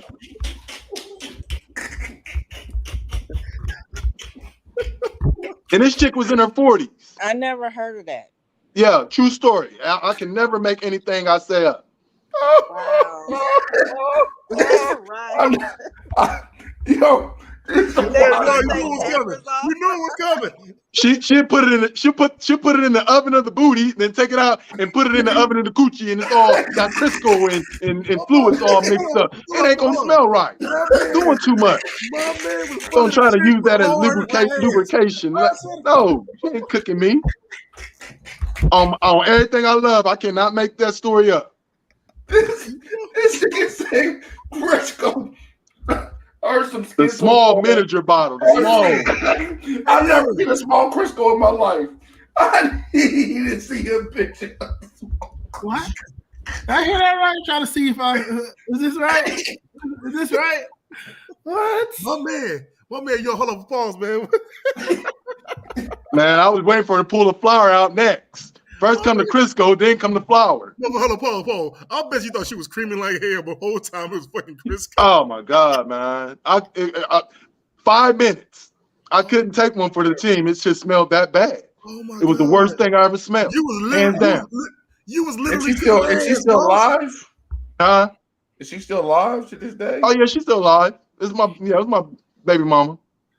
Wait. You was doing back and forth, or she had did it before you showed up, and that's why I smelled I it? don't know. All I know is it was day 2 of me being home. I don't know what she did prior to that, Yo, but she all I said, know is what happened that day. She said, baby, hold on a second. I got something in the top drawer for you. Lube isn't that expensive, but you know. But Like this is my old grandma's recipe. This is my I old never grandma's heard no remedy. shit like Just that. put some Crisco over it. That must be Ohio type thing. I never Man, heard. I don't know. I never heard I no ain't shit like know that. if you got an injury, you ain't supposed to do. I mean, you could put Neo's Vaseline on and put a condom on top if you had an actual penis injury. I ain't gonna just put a lubricant and no condom on top. I didn't hear her putting some damn butter on a damn burn. Well, bitch, you'd have put Crisco in your ass. That's hey man, these women are nasty. And you know, niggas don't care. Niggas don't care because evidently she still had somebody didn't care because the Crisco was in the bedroom where it shouldn't be. This is wild shit tonight. I didn't even know that was a. Now hold on, wait. Y'all, let me tell you real. I done done some freaky shit in my life. I ain't gonna lie. Yeah, I've been through some shit, man. Freaky shit in my life. Yeah, I done been through some shit the last 10 years. Motherfucker, you done took the Crisco in the ass. Crisco in the fucking. Yeah, he said. I'm gonna tell my son this. This motherfucker said Crisco in the ass. If you don't fuck with a girl, you want some Crisco, motherfucker. You better when you can't afford real lubrication, you go what's next. And that seems better than lotion. She didn't have no baby oil? Crisco. Bitch, you spit like anything. Lord have mercy. I guess I don't know. I never. She didn't want to talk about it when I thought because when we fall out, I throw that in her face. I call her a Crisco pussy smelling ass stinking bitch. Yeah, I'm quick to do that. Wow, my God. He said she smelled like churches. Wow. Old jerky. Left out. Throw it away. I cut a girl off who was a friend because her stuff was stinking, and then I found out she was banging dirty construction workers, white guy. So I just stopped being her friend because I was trying to help her renovate her granny's house that she inherited because her grandma passed away. But she was messing with white dudes, and I think they gave her some sort of infection. And her vagina was just bad. And every time I came over to work, what it smell like? What it smell like? It was just like one day we was working in the kitchen, and she had the front and her back door open. We was cleaning up the tile on the floor. I was doing some electrical work for her. It just was breezing, and then she knew it smelled bad because she wouldn't put on sweatpants. So they're going upstairs and washing up for 10 seconds. Give me 30 seconds. She wouldn't put on sweatpants to try to mask it, and it just kept smelling like 2 or 3 times. And then I started. What it smell like, man? I'm trying to understand. What it smelled like? It smelled like soggy wood. And old. You ever had like wet clothes sit in the corner? I knew you were gonna say that mildew. Yeah, it was it was raunchy, like she'd been sitting in it, and I'm just like, yep. You got a son, you working? And then she like, because we were friends, she had this guy. It was like 2 different white guys I seen come over there. One had brought her a dresser from somewhere. The another one helped her put her bed together. And while I'm over there doing my electrical work, she just was always smelling. And I just fucking for bedroom furniture, man. I started an argument on something stupid about her. She wasn't giving me full money or something. I started arguing something on social media and blocked her. I just couldn't bring myself. I tried to ask some of my other friends, how do you tell a woman she smelled bad? And I just said, you know what it is? You know what that smell was? The smell kamikaze the friendship. Ended it. I couldn't take some semen demons? You think it was some semen demons? I think that's what it was. The dudes, she was messing with these like you ever seen them guys who work trades or the construction or do landscape and they just ain't never clean? Like, nigga, it's 9 o'clock. Home Depot closed, Lowe's closed. You've been off work. Why you at Applebee's? Why you at the chicken spot? Why you at the bar and your hands look like that? Like you don't wear you like playing in dirt? Like I'm talking about, you get that dirt it be in your fingerprints. They was filthy like that, man. Those dirty boys. Oh, you say like playing in dirt, insert her pussy. So I'm talking about he probably right. He probably ain't bathed, and he getting in it, then he probably put clay in it. Probably put some he clay putting in all types of earth dirt inside of her, and she just is smelling. I just ruined the friendship, man. I couldn't tell it. I couldn't come to my senses. But let's get a little bit serious topic, man, before we get out of here. Oh my God. Because it's been real wild, man. And I love it. I do. But it's some news that came out about the Memphis shooting. They're saying that the guy that got killed smashed the officers. He was the officers, leftovers. And he said, he got his payback for her. How do y'all feel about that? He's a bitch ass nigga. He's a bitch ass nigga. One of them 30. He was 30 years old. 30 years old. I forgot his name. Oh, Demetrius. Yeah, Demetrius something. Yeah. Then he sent a picture to the girl. Yeah. Yeah, he a bitch ass nigga. How do you feel about that? Go ahead. Let Miss Lottie go first. Miss Lottie, go ahead. I mean, it's lame. I mean, you did all that because he hit your girl. What about your girl? She gave it up. I mean, that was an issue you should have kept between you and your girl. I mean, but even regardless, though, that's that far. And the ones that helped him, they just as weak. I mean, let's be real. I had a friend deal with this in the past, actually, late high school years, fresh out of graduation. And I can definitely say when you end up smashing somebody's girl, some dudes on the other side of the fence, like whether they lifestyles, they got a position of power. Like my one friend, unfortunately, his girl got taken by some hood niggas, and it turned into a war. Unfortunately, guys are very territorial, very, very when it comes to women. And while we may talk about social media, we talk about the movie, talk about being a man and walking away. When you're invested with a woman, especially if there's a marriage involved and there's children involved, while you may want to come for your woman, as most of us know, most of our women can't beat our asses. We're not going to fight our women. So what we going to do? We're going to take out our anger on the other guy. I've seen it plenty of times. So, of course, he's wrong. Of course, he's fucked up. Of course, she's going to feel bad for this because now she ain't going to have no man because the one guy, unfortunately, lost his life, and he's definitely going to jail forever. But this is one of those real-world consequences with playing with people's emotions. I don't think people get it. And that goes back to my point earlier about when I break up with women, I try to be decent and respectful because I have learned and have seen and know people who are in my personal life in the ground because of love. It is a feeling. It is an emotion. Love and disrespect are the two main things people kill for. Don't care about their careers, their job, their grandma sick, mom sick. They helping their brother pay for college, helping their niece go through nursing school. Love and disrespect will take your life, and you cannot play with that shit. So this is fucked. This is fucked all the way around. But I think women need to realize that because I know women who's done that and they got taken out with the dude. I got a friend, well, he's gone now, but his girl was messing around with other people, but she got caught with the dude. And whoever caught them, and it's an unsolved murder in Cleveland.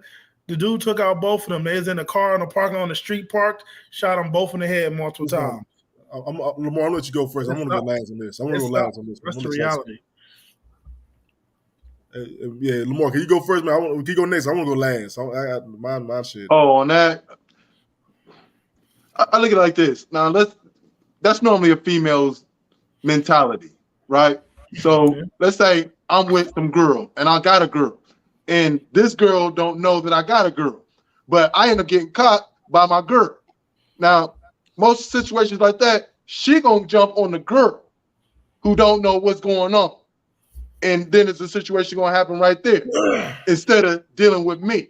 Now, when a man is doing that, you know what I'm saying, he got to analyze the situation. Me personally, if I caught my girl with another dude, if he didn't know about me, I'm going to ask him to get the fuck up out of here because I'm going to give you a pass and I'm going to deal with her. But if he want to stay, then I'm going to take my shit out on him. But I'm going to give him the respect that you didn't know that she had a man. That's on her. You ain't got nothing to do with it. Now I'm giving you the opportunity to go away because if you don't look at it for what it is, if she did that to me, what makes you think she ain't gonna do that to you? So otherwise, she ain't shit. first and foremost. So if you want to stay and defend this no good shit, bitch, then we're going to deal with it. Then I'm going to deal with you accordingly. But most times that be a female doing that dumbass goofy shit. Because a man, me, like I said, I can't speak on anybody else. I can just speak on how I would react and how I've been in situations. Man, you can have that bitch. I don't want her. And matter of fact, if you want to be with her, you know where I live or where she at. Yeah, you come get her and get all her shit and get the fuck on up out of here. Right. But it's some sucker ass shit. It's some feminine ass shit that them niggas did. And not just that, with great power comes great responsibility. He has this power and he manipulated. So now he got his boys who gonna back him up because it's the color blue. And that's our nigga. So we gonna go ahead and run into this motherfucking dark spot, walk into this dark place led by him, and figure out what's gonna happen when we're done. And now they all fucked because of this emotional ass, bitch ass, feminine nigga. Hold up before Eric G to go, man. But people don't understand, man. These coochies got Ouija boards in it. This is pussy witchcraft. You know what I mean? And people be falling into, man. You gotta keep your head strong, man, because I see it firsthand, man. That shit can really get you fucked up. Right. And like that coochie, let that shit get to your head. The bitch start pumping you up. You know what I mean? I got a couple assholes because coochie pumped me up. You know what I mean? Nigga was nicer than me. Nigga got digged in my eyes. My shit was looking like crab cake. You know what I mean? Coochie gets you set up every day. I'm telling you. You know what I mean? That shit gets you set up every day. You know what I mean? A lot of niggas ain't gonna make they got their ass whooped over some coochie. Right. You know what I mean? It happened to me. It can happen to anybody. It shit get you wiped out. Just to piggyback on you real quick is I think a lot of men really don't understand is how a woman's femininity can truly deeply intertwine in your body like your nervous system. Like women can truly emotionally get inside of you to where if they do anything or say anything or you make them mad, your whole entire energy and aura changes. Oh, baby, you mad? What do I need to do? I'm sorry. What did I do? What hurt your feelings? Men don't really respect the actual power of women. And I think that's no, they don't. A lot of men, like how Lamar, how you just explained how you can have her. I think that's a level of maturity and understanding that you have on women. I think a lot of men undermine, underplay, or completely ignorant to how a woman who speaks highly of you, praises you, sex you good, rubs your back after a hard day, cooks your meals, fold up your clothes from time to time. I don't think men realize how much that fucking gets in your system. And when she does something wrong or wants to leave you, niggas want to buy cars. They want to take you on vacations out the country. They want to blow money. Go ahead. Yeah. Hey, yo, so I'm going to say this right here, man. First of all, I don't know if the situation was true or not because there's some places, some cases, I mean, some stories were like that wasn't true. Some cases, some stories were like it was true. Let me say this right here, man. If it wasn't true, let's say that he's with her and she cheated on him with the dude that got killed, Tyree. And I understand that, you get mad and she's cheating or whatever, and you go after him because you can't go after her. I understand that. How he went about it was on some bitch shit for that. But what I say this right here, man, regardless from what I read was that was his ex, his baby mama, his ex girl. Yeah. What I'm gonna say this right here is it's a epidemic shit that goes on where niggas think that just because I got a kid with you, I own you. And I feel like in this situation, man, it's the heightened level of a bitch ass nigga. Niggers, it was a bunch of motherfuckers. Bitch ass level that shit where you can't take, you lost her. Some motherfuckers can't take that I did her wrong and she moved on to the next nigga. That's the real shit. And that's that level of bitch ass nigga that is in them, man. Because in the day, man, I don't give a. I love my wife to death now. As long as she ain't, I don't have no nigga in my house. And if I go, I can say if I came home and I see a nigga in my house, then we fight, we scrap. But if you don't went on and did your own fucking thing, and we ended this shit, regardless we got a kid or not, you ended this shit. I don't give a fuck who you talking to. Cause better off than them to me. I think it's the place where dudes got to check their fucking emotions. Feminine energy. Yeah. Some dudes can't take that. Two things: a dude can't take a woman treating him like he treated them, and a dude ain't gonna take watching the person that you could have moved the fuck on. I mean, that's especially they got something better than you. I say on that situation with this dude right here, man, with these dudes right here, because I don't give a fuck. Right now, we already know that the case with the police brutality is high as fuck. But the fact to see a black men do this to another black man, the Scorpion unit, as they call, do this shit to another damn black man, made me realize, yo, man, it ain't just a police shit. It's a mental shit. These niggas are slow as hell. Ain't no fucking way you can sit here and say, yo, I'm going to do this to this man. I'm going to watch this man die over bullshit. I'd have seen situations where, I'm going to tell you the truth, I had a homeboy one time. He was smashing this girl. We worked with the girl. He was smashing the girl, right? Her baby daddy already cheated on her, left her, and all that shit. When he found out that, yo, she was fucking a dude that worked with him, all of a sudden he threatened to kill the nigga. Why? Nigga, you ain't got day your state no fucking more. Your state's yours. Niggas claiming property with no deeds, man. You lost that shit. Niggas squatters, man. Niggas out here squatting on a coochie for the rest of their life. That shit's stupid, home, man. That shit is stupid. Dude, when I say I read that shit, man, that shit pissed me off to a higher level. I said, bitch, I don't have no respect for your ass, bitch. I mean, how many niggas I know I got a older child who was just notorious at cheating on his girl and was sloppy. Like, son, you need to just stop because you're not good at it. Like, just getting caught over and over. Every time he get caught, he get kicked out and come over and stay with me type shit. So it's been multiple times. But let him find out. He's like, man, something told me to go through her phone. I normally don't do it.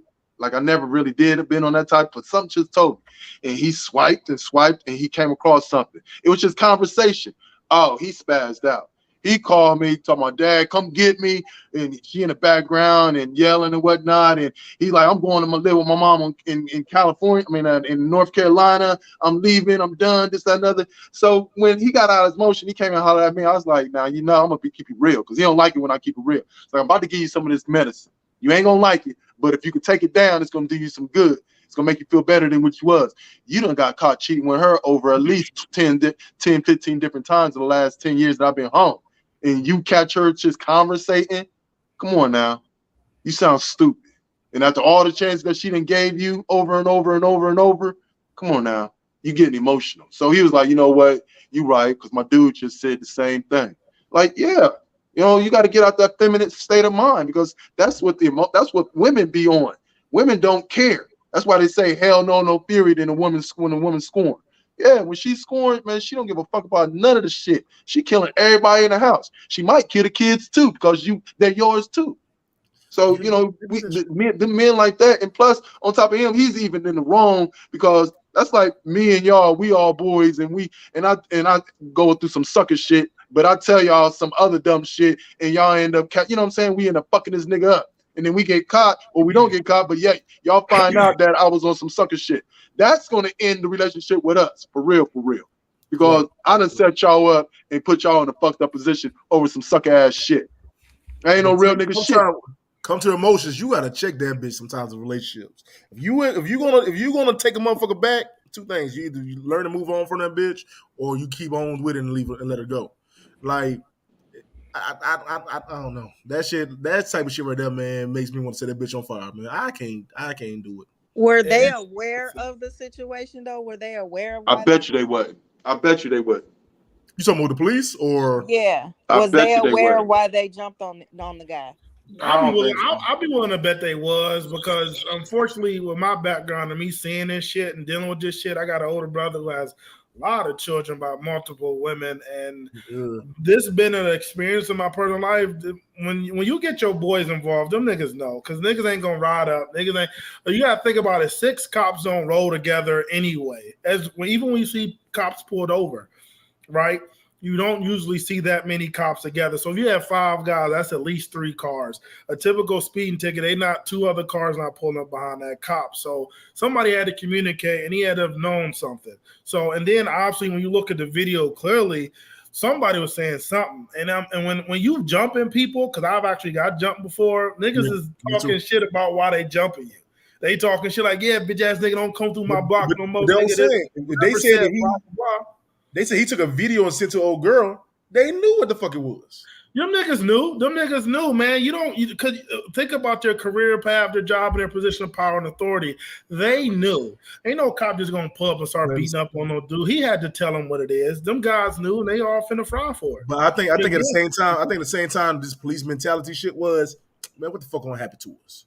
What the fuck they gonna do to us? Because it's been so many fucking times where the police had got off on this shit. They don't think about that shit. First of all, y'all gotta realize that. Hey, we're talking about a different skin color. Yeah. Eric, that one I know. I know. But they don't see that. They see that blue. They don't see the black. They see the blue. Well, they found out, didn't they? Because they got fired right away and charged right away. They ain't got no breathing room. But here's the thing: when you come to it, what people aren't accepting, what I'm starting to notice now. People move in tribes. There's always this whole push for one black. If you go over in Africa, even if you go in one country in Africa, there's no one whole people. And so what you have is people moving tribes. Like I work in field services. I got a lot of guys I'm starting to meet in my career field. So we're kind of forming a little circle. People do that shit in their career, do that shit in their neighborhoods. They do that shit based on financials. But Jay, but if you want some nut shit, I'm moving away from you. But here's the thing: if I'm on nut shit, I'm gonna find me a group of other people who like to be on nut shit. As what's the old saying? Birds of a feather flock together, right? So if I'm a goofball and I be fucking off, I'm gonna try to find other goofballs like to fuck off. So when I go fuck off, ain't no real questions. It's like, oh shit, you gonna fucking throw, I don't know, piss bottles out the fucking car when we drive on the freeway and some dumb shit like that. You're gonna find people who's gonna accept your bullshit. And the problem was, and then one of the benefits, but also one of the fucked up on social media, you can find people.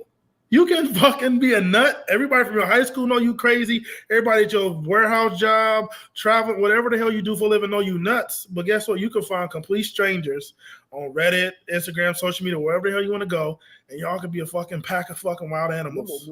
Like Jay, since this shit been going down with cops doing what they're doing, how many times has it been a black cop killing a black man? Not been too many. Right. How many times has it been a black cop killing a white person? None. Right. We don't hear those. So I don't want to believe that they felt that we're gonna get off anyway.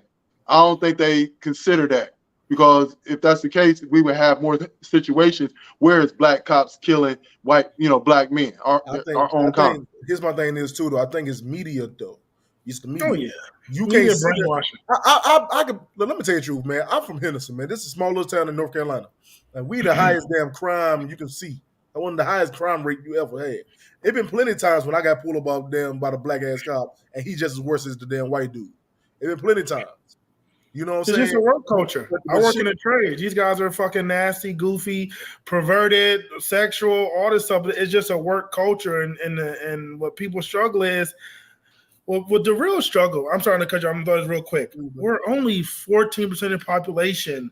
Well, it's like they say like somewhere between 13 and 15 are here. So it's like 7% women, 6% men. So 1 or 2 or 3 black people at a fucking job is not going to change the work culture. Mm-hmm. You're just not. You're going to have to go in there and unfortunately assimilate to the bullshit and find a way to navigate and get some thick skin, because ain't no 1 or 2 niggas when they come in here at a construction site, a banking firm, any type of institution and make a whole culture change. You're going to have to deal with some bullshit. It's not that, man. It's a damn power mentality, though. These motherfuckers like, yo, we got power over these people. We can do what the fuck we want to do. And we should be no consequence for it. I'll be honest with you. It probably has been over 100 damn cases where black cops seem to kill black guys, and it never been televised. You know what I'm saying? But I'm saying, okay, I get you on that. But with the society that we live in, if it was to happen, the media is always magnifying how we deal with each other on the negative side. That's what I mean by it. We would, if it was more like that, they're going to tell, because everything is video. But I think that nowadays, man, like I said, they push what they want to push on us to cause the outrage. And they know that we done got so sensitive to the whole white cop, black crime. we got so sensitive to it. Is they're like, okay, well, let's put something different this time. Let's go get this because it gotta be plenty of damn videos of damn black ops killing black damn guys. They were like, let's Most put of us something. feature our own neighborhoods. A lot of people don't want to admit it. You go in a lot of cities, you'll see quite a few black cops. You got a predominantly black city. I drove through Atlanta and then also drove through this part of Carolina. I think every cop I fucking saw when I was in Charlotte. What that? North Carolina? South Carolina. Yeah, North Carolina. Yeah, I just drove through there. Every cop I fucking saw when I was only there for an evening and the next morning. Every cop I saw was black. But yeah, don't say. I think the media put out what the fuck they want to put out to change to cause some kind of outrage. And like I said, it's been studies showing now that we got us black people got PTSD now from seeing this shit all the time in the media. And I think now, okay, let's see if there be outrage if it's the black cops now versus the white cops. Is it still Black Lives Matter if it's the white? Is it the black cops? Is it what is it now? Yeah. Yeah, it's definitely a trap setup. I'll agree with that. And people feed into it, black on black crime, blah, blah, blah. You're seeing every narrative currently played on social media. I've dabbed in a couple of conversations. And I just tell people, unfortunately, I've talked to other people from inner cities and had interaction on the conversations. And a lot of people have seen this shit before. Like, I saw the video and I'm like, shit, I remember watching niggas get jumped just like that. When I was in the hood, I remember running from gang members. I remember my friends getting beat up and you fucking running and you can't, you broke free. A nigga went to go jump them, you ran. We had a whole school. We had shootouts. I've fucking seen basketball games turn into fucking brawls. I've been in bowling alleys that turn into shootouts and brawls. But how many then died? That's the thing. That's the difference. How many then died? Every single one. The worst one I saw, the dude got shot in the face when we was at this skating party. By a cop?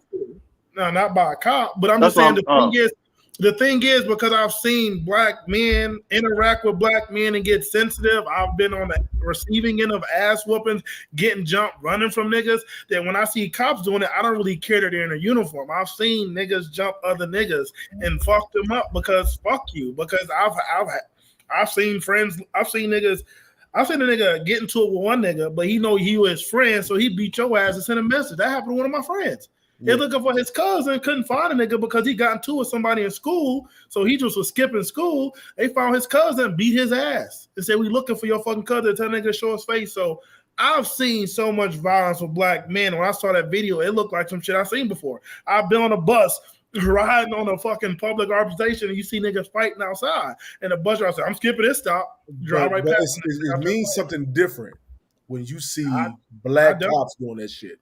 That's what gets you. I'm telling you, I said it for me. It means something different because we seen what the fuck can happen over the last 6 years, I say, of white cops doing that to black guys. To see that the police that are in that same situation who see the white cops doing this and they are there doing the same fuck shit, it's mind blowing because nothing mind blows me no more. It's the fact is that this shit is stupid. Well, think about the RICO case currently going on and the ones that happened before, right? Street gangs, street organizations, wherever they want to classify themselves, they're elevating themselves. So they're sending people to be cops. They're sending people to go to school and become lawyers. They're sending people to go do architecture. They've been doing that. Real estate. So that's nothing new. It's not been known to a lot of people because some people, families ain't tied up in drugs, didn't date nobody tied up in drugs. I unfortunately dated somebody once tied up in drugs. They was like smuggling diamonds and all types of shit. I didn't know. By the time I found out, niggas was like, "Hey, you date my cousin, nigga. We watch you." But then I used to get rides from these niggas, and I was also afraid of these niggas. So I've seen it all. And so what I'm looking at from this situation is these niggas is probably a street gang and decided to become cops. They've been doing that since they've been putting the KKK in office and all that shit. It's infiltrating, putting their own people in, you know what I'm saying, high places. Yeah, the KKK was claiming a decade ago, I think when I was in, when Obama got elected, they were claiming they were using the military to train their people. So they were sending them to they sending the people who was born into the film, whatever, send them to the military. I was in the military. I got weapons training, physical combat training, endurance training, and then I got some special forces training as far as I was on the terrorist threat team. So I knew how to use rifles. I knew how to tactically clear a room, clear a building, all for free for 4 years. And I get after 4 years, and now I go back to my street gang, the KKK, for just metaphorically speaking, and now I got all this training and I could teach y'all. Or I'll stay in the military because you may need a guy, or I need to send more people in. So, but that's what I'm saying. That Yeah, we at the place that's now where they reality. need to this damn defund the police shit and all this other shit, man. It's got to be something you can do, and not us. I mean, something can happen. And that's the thing is, do we change the way the force is? Do we change who get put in? Do we change the people above them? Who the fuck do we do? What the fuck do we do now to prevent shit like this right here? Because over the last, I say 10 years, this shit done picked up way worse. Hey, You Eric, need a but the same, community. but the same thing is, man.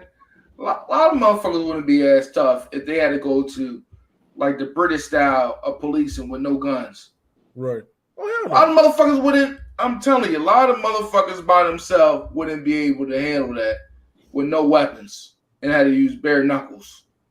Right. Right. The police. I think You there's a lot of you need married motherfuckers couples, who just never man. done.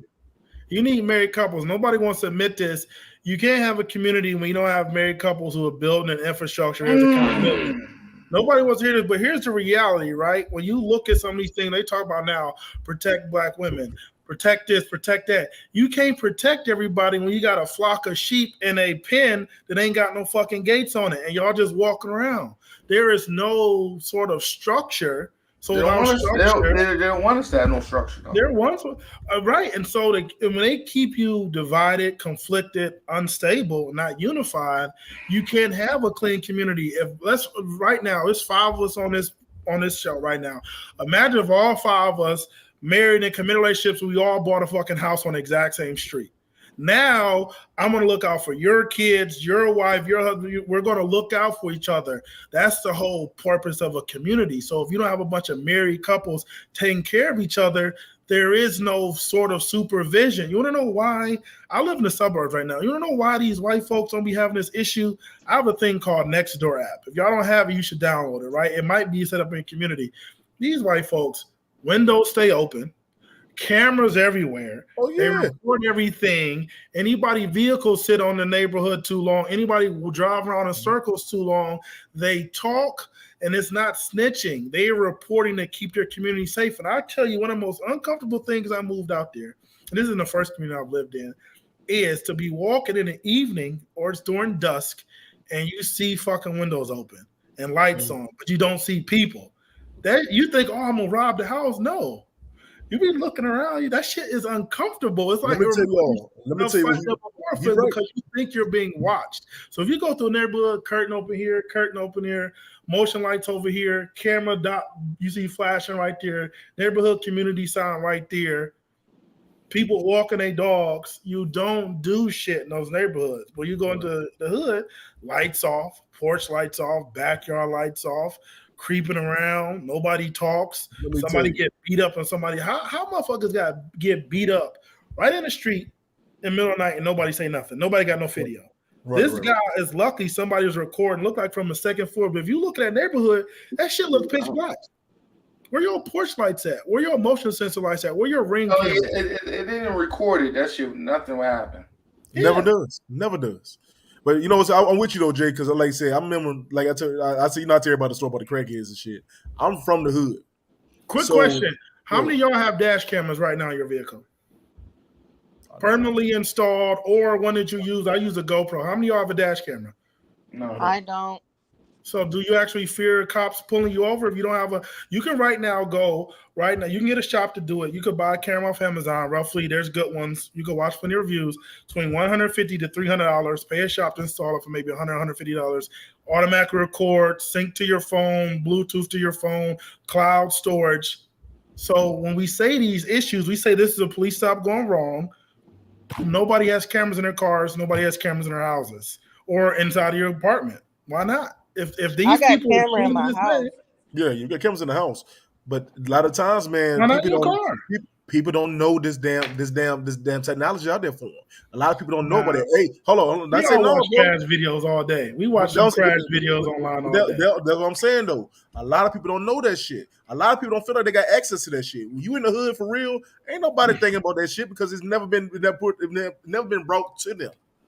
You know what I'm saying? That's the real shit. The real shit is, like I said, I went from the hood to living in a middle class neighborhood. And it was a big culture shock for me when we moved into this shit because I'm like, yo, these motherfuckers nosy as hell around this bitch. These motherfuckers tear every goddamn thing. It's because, like you said, they watching out for the community. But back when I was living in back in the hood for real, next to the crackheads and shit, we say we watching out for each other, but we ain't watching out for each other. So, like I said, we don't like a lot of shit ain't brought to people who feel like they're in the inner city. A lot of things ain't brought to them and let them know, okay, it's a way out for stuff. Because everybody's for themselves sometimes.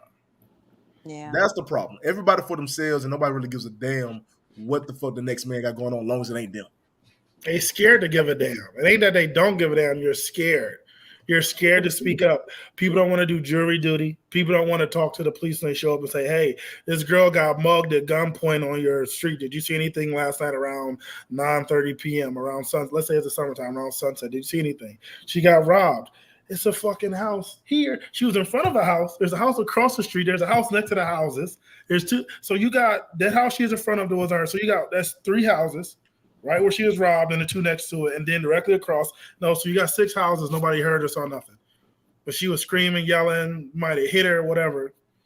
Nobody talks. So how can you be safe in a community where nobody wants to speak? You ask that same community to put cameras up. If the people don't give a damn already, what makes you think they'll put cameras up anyway? Then we can't blame nobody but ourselves. We're gonna fear the handful. Just like how many of y'all saw the movie A Bug's Life as kids? Disney, Pixar, Bug's Life. Right. What's it called? Bug's Life. Above Life. It's an animated movie. movie. Bug's Life. Yeah. Oh, yeah. So we remember the handful of grasshoppers ran hundreds of ants. And that's what's going on in the black community. There's a handful of us that are bad. It's not 90% of black men. It ain't 95% of black men. It's like they saying I think they say it's like under 20%. Usually have multiple records that get out, do the same shit, get out, do the same shit. It's a handful doing it, but nobody wants to speak up. Nobody wants on cameras. And the real thing that nobody wants to talk about, nobody wants to have to kill somebody. Let's be real. If a nigga run up in your house and you got kids and a wife, a nigga run up on your wife when she pull out her car, she's screaming, you got to be willing to take him out. But that's a reality that nobody wants to face, is that some of us ain't going to make it and some of us ain't going to change it. What we going to do? Just stay running away from the one bad wolf? But here's the thing on that. Even if a situation happens like that, you know what I'm saying? You got to look at the retaliation, because you got simple motherfuckers that don't think. They don't care about none of that. Even though your people ran up in my shit, violating my shit, and I took care of my business as I was supposed to, now you want to come at me. They look at that retaliation. That'd be the biggest part of it. It'd be the retaliation of simple niggas. Free little J-Rock. Little J-Rock just raped 2 little girls. They don't go. Little J-Rock just killed this old lady or whatever the case may be. Been going around robbing and killing motherfuckers. He already got 5 bodies. So now you're talking about free little J-Rock. J-Rock don't need to be free. He need to be put under the goddamn prison. You know the sad part is, a lot of motherfuckers that get the most support are little J-Rocks. That's the bullshit. That just goes to show the mentality of our people. So where do we draw the line when we have, let's just call it a handful of neighborhood terrorists? Where are we going to draw the line at? First of all, let's be honest. We're just going to keep moving into the middle class suburbs, and you got it. First, the only way you can do it is to not look at the way snitching is being put. Okay, if we all live in a community, and a motherfucker come over and it's a clean community like the ones you was explaining with the white people. We got this is an all black community and everybody's safe. Everybody looking out for each other, on the whole block. And then here come this dope dealer, or whatever the case may be, come moving in and they just start doing too much. Now, are we wrong for getting them up out of our neighborhood? Is that snitching? No. To everybody else in the hood, it is. But people in mainstream and white collar gang, they don't look at it as snitching. They look at it as doing what you're supposed to do, protecting your own by any means necessary. So it's the mentality that our people have compared to the mentality that they have. Nigga with the blonde dreads. That's number one. So my issue with it is. Oh, let me correct you. They're not dreads. They're locks. Oh, wait, hold on, motherfucker. Right. Don't get it twisted, okay? Yeah, you already did, because you said dreads. These are locks. There's a difference in the terminology. So, but go ahead.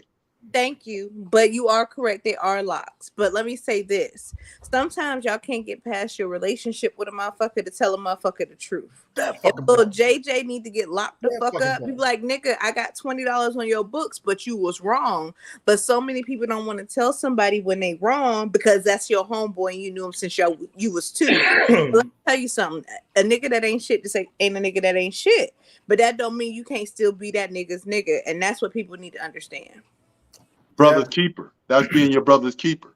It's not. And let's really be real. You can't snitch because he got y'all and all fucked up. So it's a whole circle of fuck up. So if you gonna put me in jail for this, well, I remember you mugged that old lady who fucking. It's not about putting in jail though. It's about holding this motherfucker accountable for the Accountability. Accountability. My thing is, I got a brother, man. My brother wild out, like you said. You got an older brother that did some shit, whatever. I got a brother. If I sit there and see my brother wilding the fuck out, I don't have to call the police and whatever. I can talk to your ass, my damn sure, why you fucking here, nigga? What the fuck is you doing? That's what the fuck. That's the problem we have in the community. Whether you in the hood or the suburbs, nobody want to open their goddamn mouth and say, "Look, nigga, you're fucking up." That's the point. Nope, everybody's scared to be like, everybody supports you when you wilding the fuck out. When you get caught, don't nobody want to be there for you. Because they benefit from it. Let's be real. If I'm out here pushing drugs and I'm able to fund the Thanksgiving events, I'm able to go to July 4th. We rent out the park in the pavilion and I cater the best shit. If we really want to be honest, because I've unfortunately dated somebody and seen the other side. Man, how many motherfuckers you dated? You like you dated midgets. In a lot of states. I travel around. He said he been around the world. He done dated every hood chick in the corner, a lot man. of You shit. understand that shit?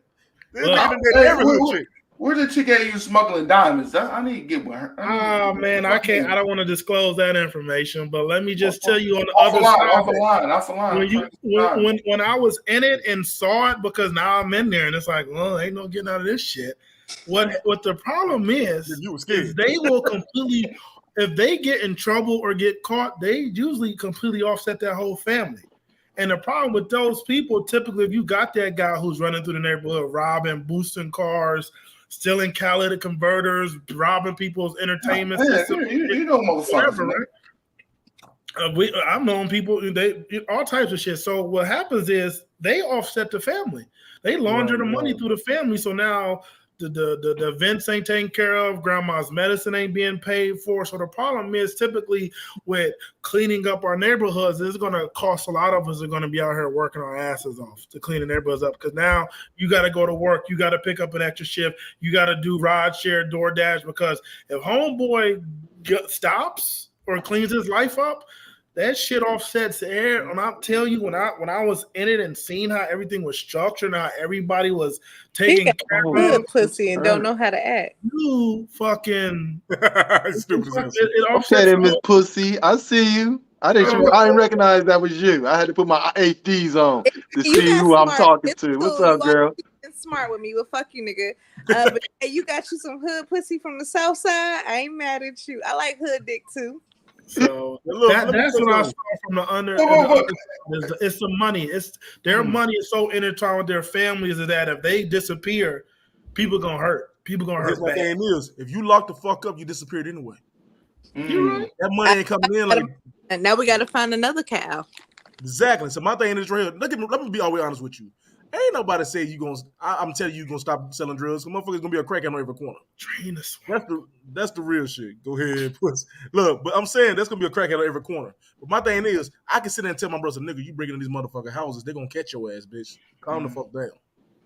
But look, before let's get off the serious shit, because you know what I mean, nigga about to cry up a little bit, man.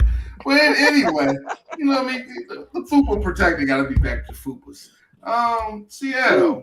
That nigga ever hit you with that pure honey dick or that swag or that rhino pill? No, never got no honey dick. I would love some honey dick. So if you know a nigga that like honey, tell him to call. Hey, I like honey dick. We're gonna even zip that in the butt. I'm your huckleberry, okay?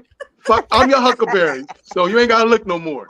I can't stand you. You already got smart with me. I'm not fucking with you tonight. He done talk shit, but you done talk shit about his dreads, and he don't want your ass. Okay. Right. I had to peep who she was at first. I had to look and do my research. And I'm like, oh, I know her. She talks shit. I like her. What about you? Ever had some disabled dick? A nigga handicapped a little bit. A nigga, I dated a nigga. I fucked a nigga. I used to fuck a nigga who shot himself and got disability. God I'm damn. like, you gotta take that all the way out of your pocket before you shoot at niggas. Hey, yo, hey, I got a question. You ever deal with somebody who used some Crisco? Crisco. Exotic lube. I can't tell y'all shit. Hey, don't put me on this no more. Y'all be having y'all's way with me, man. I ain't on this shit. Hold on. See, he was jacking the dick with Crisco. Shiny as I ain't never seen that. No. You ain't shiny as a motherfucker. Infection. What alternative penetration fluids have you used in your life? That's what we want to know. I ain't never used Crisco, but I have used baby oil. But I was just there for a good time. Right. Ain't nothing wrong with baby oil. Better than some Crisco. You can't cook with baby oil. But you ain't putting no Crisco in my pussy. This is not swap. Man, I'm trying to tell you, man. I don't know what the fuck she was thinking. No, I bet that shit was. I bet you that shit was glistening like hell too. No, it didn't even touch it. Cause as soon as she went and got it, and like she got the remedy. And when I seen it, I was like, "What you about to do with that?" She's like, "Just put something on that." I'm like, "Man, no." The whole point was I didn't want to continue doing this because it was just smelling so bad. Yo, she I had got friction burn, and you coming out here with the fish fry. This is a bad combination, baby. This is not going down tonight. Well, you gonna give me a Coke when we're done, or a Pepsi to wash it? No. I don't know about Pepsi, motherfucker. She'll pull out some hush puppies on your ass, though. Man, I was like, it's time to go. Hey, I got a code red. I'll type my nigga and say code red. He know to call me, and he get me up out of there. It was one of those code red. Get me up out of here. You think it is? Hey, I got bitches that are code red me too. Like, oh, so and so got shot. I'm like, bitch, I'm on my way. Exactly, man. We know. Come on, girl. You know the game. You need to have a code red. Like, we all got code red. But yes, you better simmer out. You know what I mean? Nigga gotta go pay this child support tomorrow. You know what I mean? And keep the white man off of me. You know, I'm pretty sorry. I been invited on this show, so I'm just happy to be here. You know what I mean? Let motherfuckers know y'all socials and you know what I mean? Not social security number, of course, but socials and let the people know where y'all gonna be at. So I can get the fuck out of here. You know, we get that white man money tomorrow. You ain't drinking Kava tonight, nigga? No, I was drinking a little Jim Beam. You know what I mean? I ran out of my moonshine. I gotta get with my West Virginia connect, but that's another story. Look, let me holler at you about that when we get off, man. All right, go ahead. Well, I'm gonna go first. I'm your hostess with the mostest, your favorite finance auntie. I'm CL, and y'all can check me on Pussy Talks every Thursday at 9 p.m. Also, she does Johnny schemes too, so you might call your baby mom. She might be able to save her. She might be able to purify that lake, okay? That Crisco, get that Crisco demons out of her. Crisco demons. Damn. I feel like that Crisco gonna give you a yeast infection, but let me know how that works out for y'all. Man, y'all, they should get my appetite. Well, whoever want to go next, who want to go next? You know, what Eric, I mean? you got on a motherfucking yarmulke, nigga, or that's that do rag? No, it's just your damn glasses too damn dirty. Look, no, I'm going. I go next. I go next, man. It's the Crisco King. If it ain't easy, if it ain't greasy. Look, this your boy Eric G, man, from Random Thoughts with Eric G, man. Y'all know it's always a good time when I'm on, man. Y'all can watch my show on all platforms. I just got on to Apple Podcasts. I'm on Amazon right now too, Pandora. Damn it, you name it, I'm on it, man. Yeah, I appreciate it, Rob. You know what I mean? Man, maybe you let me come on, man. I feel like Chauncey off of Black Street, but that's another story. Go ahead. Who else want to go next? This is James. I'm gonna go real quick. I'm a Florida man. The midget fucker. Look, man, the little ones is aggressive, man. What can I say? They spend the money. All right. This is James here. I'm in Florida, so I'm gonna do something a little different. Follow my new Instagram page, Mr. J2 Cool. I'm gonna just talk about the life, the culture, and the scene down here. Get to exploring. That's what I'm on right now, but also my old page is Twitter Toxic Reality on Instagram and YouTube. I see you with the motherfucking baby Frodo, nigga. You look like Craig Robinson. Look like Craig Robinson. Hey, you know what she's so nice. You know what she see? She see you in the middle of her head, in the middle of her motherfucking thighs, her rubbing your head. That's what she see. You been harassed me, so I got on my show, man. Hey, Jay, my nigga, he know I fuck with him. Don't do that. Oh yeah, you know he like him hood though. You better be careful. Hey man, I like him. Miss Londa, go ahead, Miss Londa. With a All right. 401k.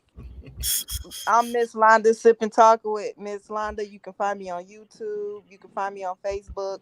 You can find me on Instagram under Miss_Londa 2014. And short niggas don't hit her DMs. You don't got a chance. nobody. Fat niggas either. No fat niggas. What's your minimum height? You never told her. You said you 5'4". What's 400 or better, baby. 400? What's the shortest guy you would date if you were 5'4"? What can they be? I dated a guy that was 4'8". I used to date a midget. But we'll talk about it the other day. No, I'm sorry. I'll thank you. We was asking her because she did say that earlier. She don't do short guys. So how you 5'4"? What's the shortest you go? No, you're fine. You're fine. Little dicks matter. Oh, she's not hearing it. She preaching today. Little dicks matter. Little dick with a big tongue. That's what I call it. She ain't answering me. Hey, I got a female question for him. Come on. Is it what do you prefer? Hold on, real quick. I gotta go take care of my daughter after this, but I gotta ask. I've been hearing a lot of this from females. So, is it the size, or is it the girth, or the width? What matters? What's important when it comes to a man's piece? How you work it? How you work it? Yeah. The motion in the stroke. What is it? The motion in the lotion, or whatever the fuck y'all say. Motion in the whatever. But You said motion to Crisco. Crisco. Man, I was about to say that right there. I mean, what is it? Because I done heard the girth. I done heard, the typical penis is 5 inches, 5.5 inches, but most want them at 8 or bigger. So what is it? What is up with me? I don't want my shit all loose and raggedy. I don't want all that. Back. Let me take a hot bath. I'll be right back. She gotta put that damn vinegar in the water. I told y'all. Oh God. Niggas mouth about look like a stroke. That pussy back. Niggas mouth about look like a stroke and shit. Hey, so Miss London, you said if it ain't, you don't have to be big. You just use it. So if you have like a pinky toe. No, it's some dicks is just too little. It doesn't matter how they use it, but just right. Let's just say you gotta do that genuine dance. They have to take it back to the 90s. But what if he's a Batman? He got rolls in his tongue. I will push a nigga fupa back. I will push your fupa back. Nigga got a rolls in the tongue. That's too much work. I love fat niggas, so I will push your fucking fupa back and bite your nipples. Don't play with me.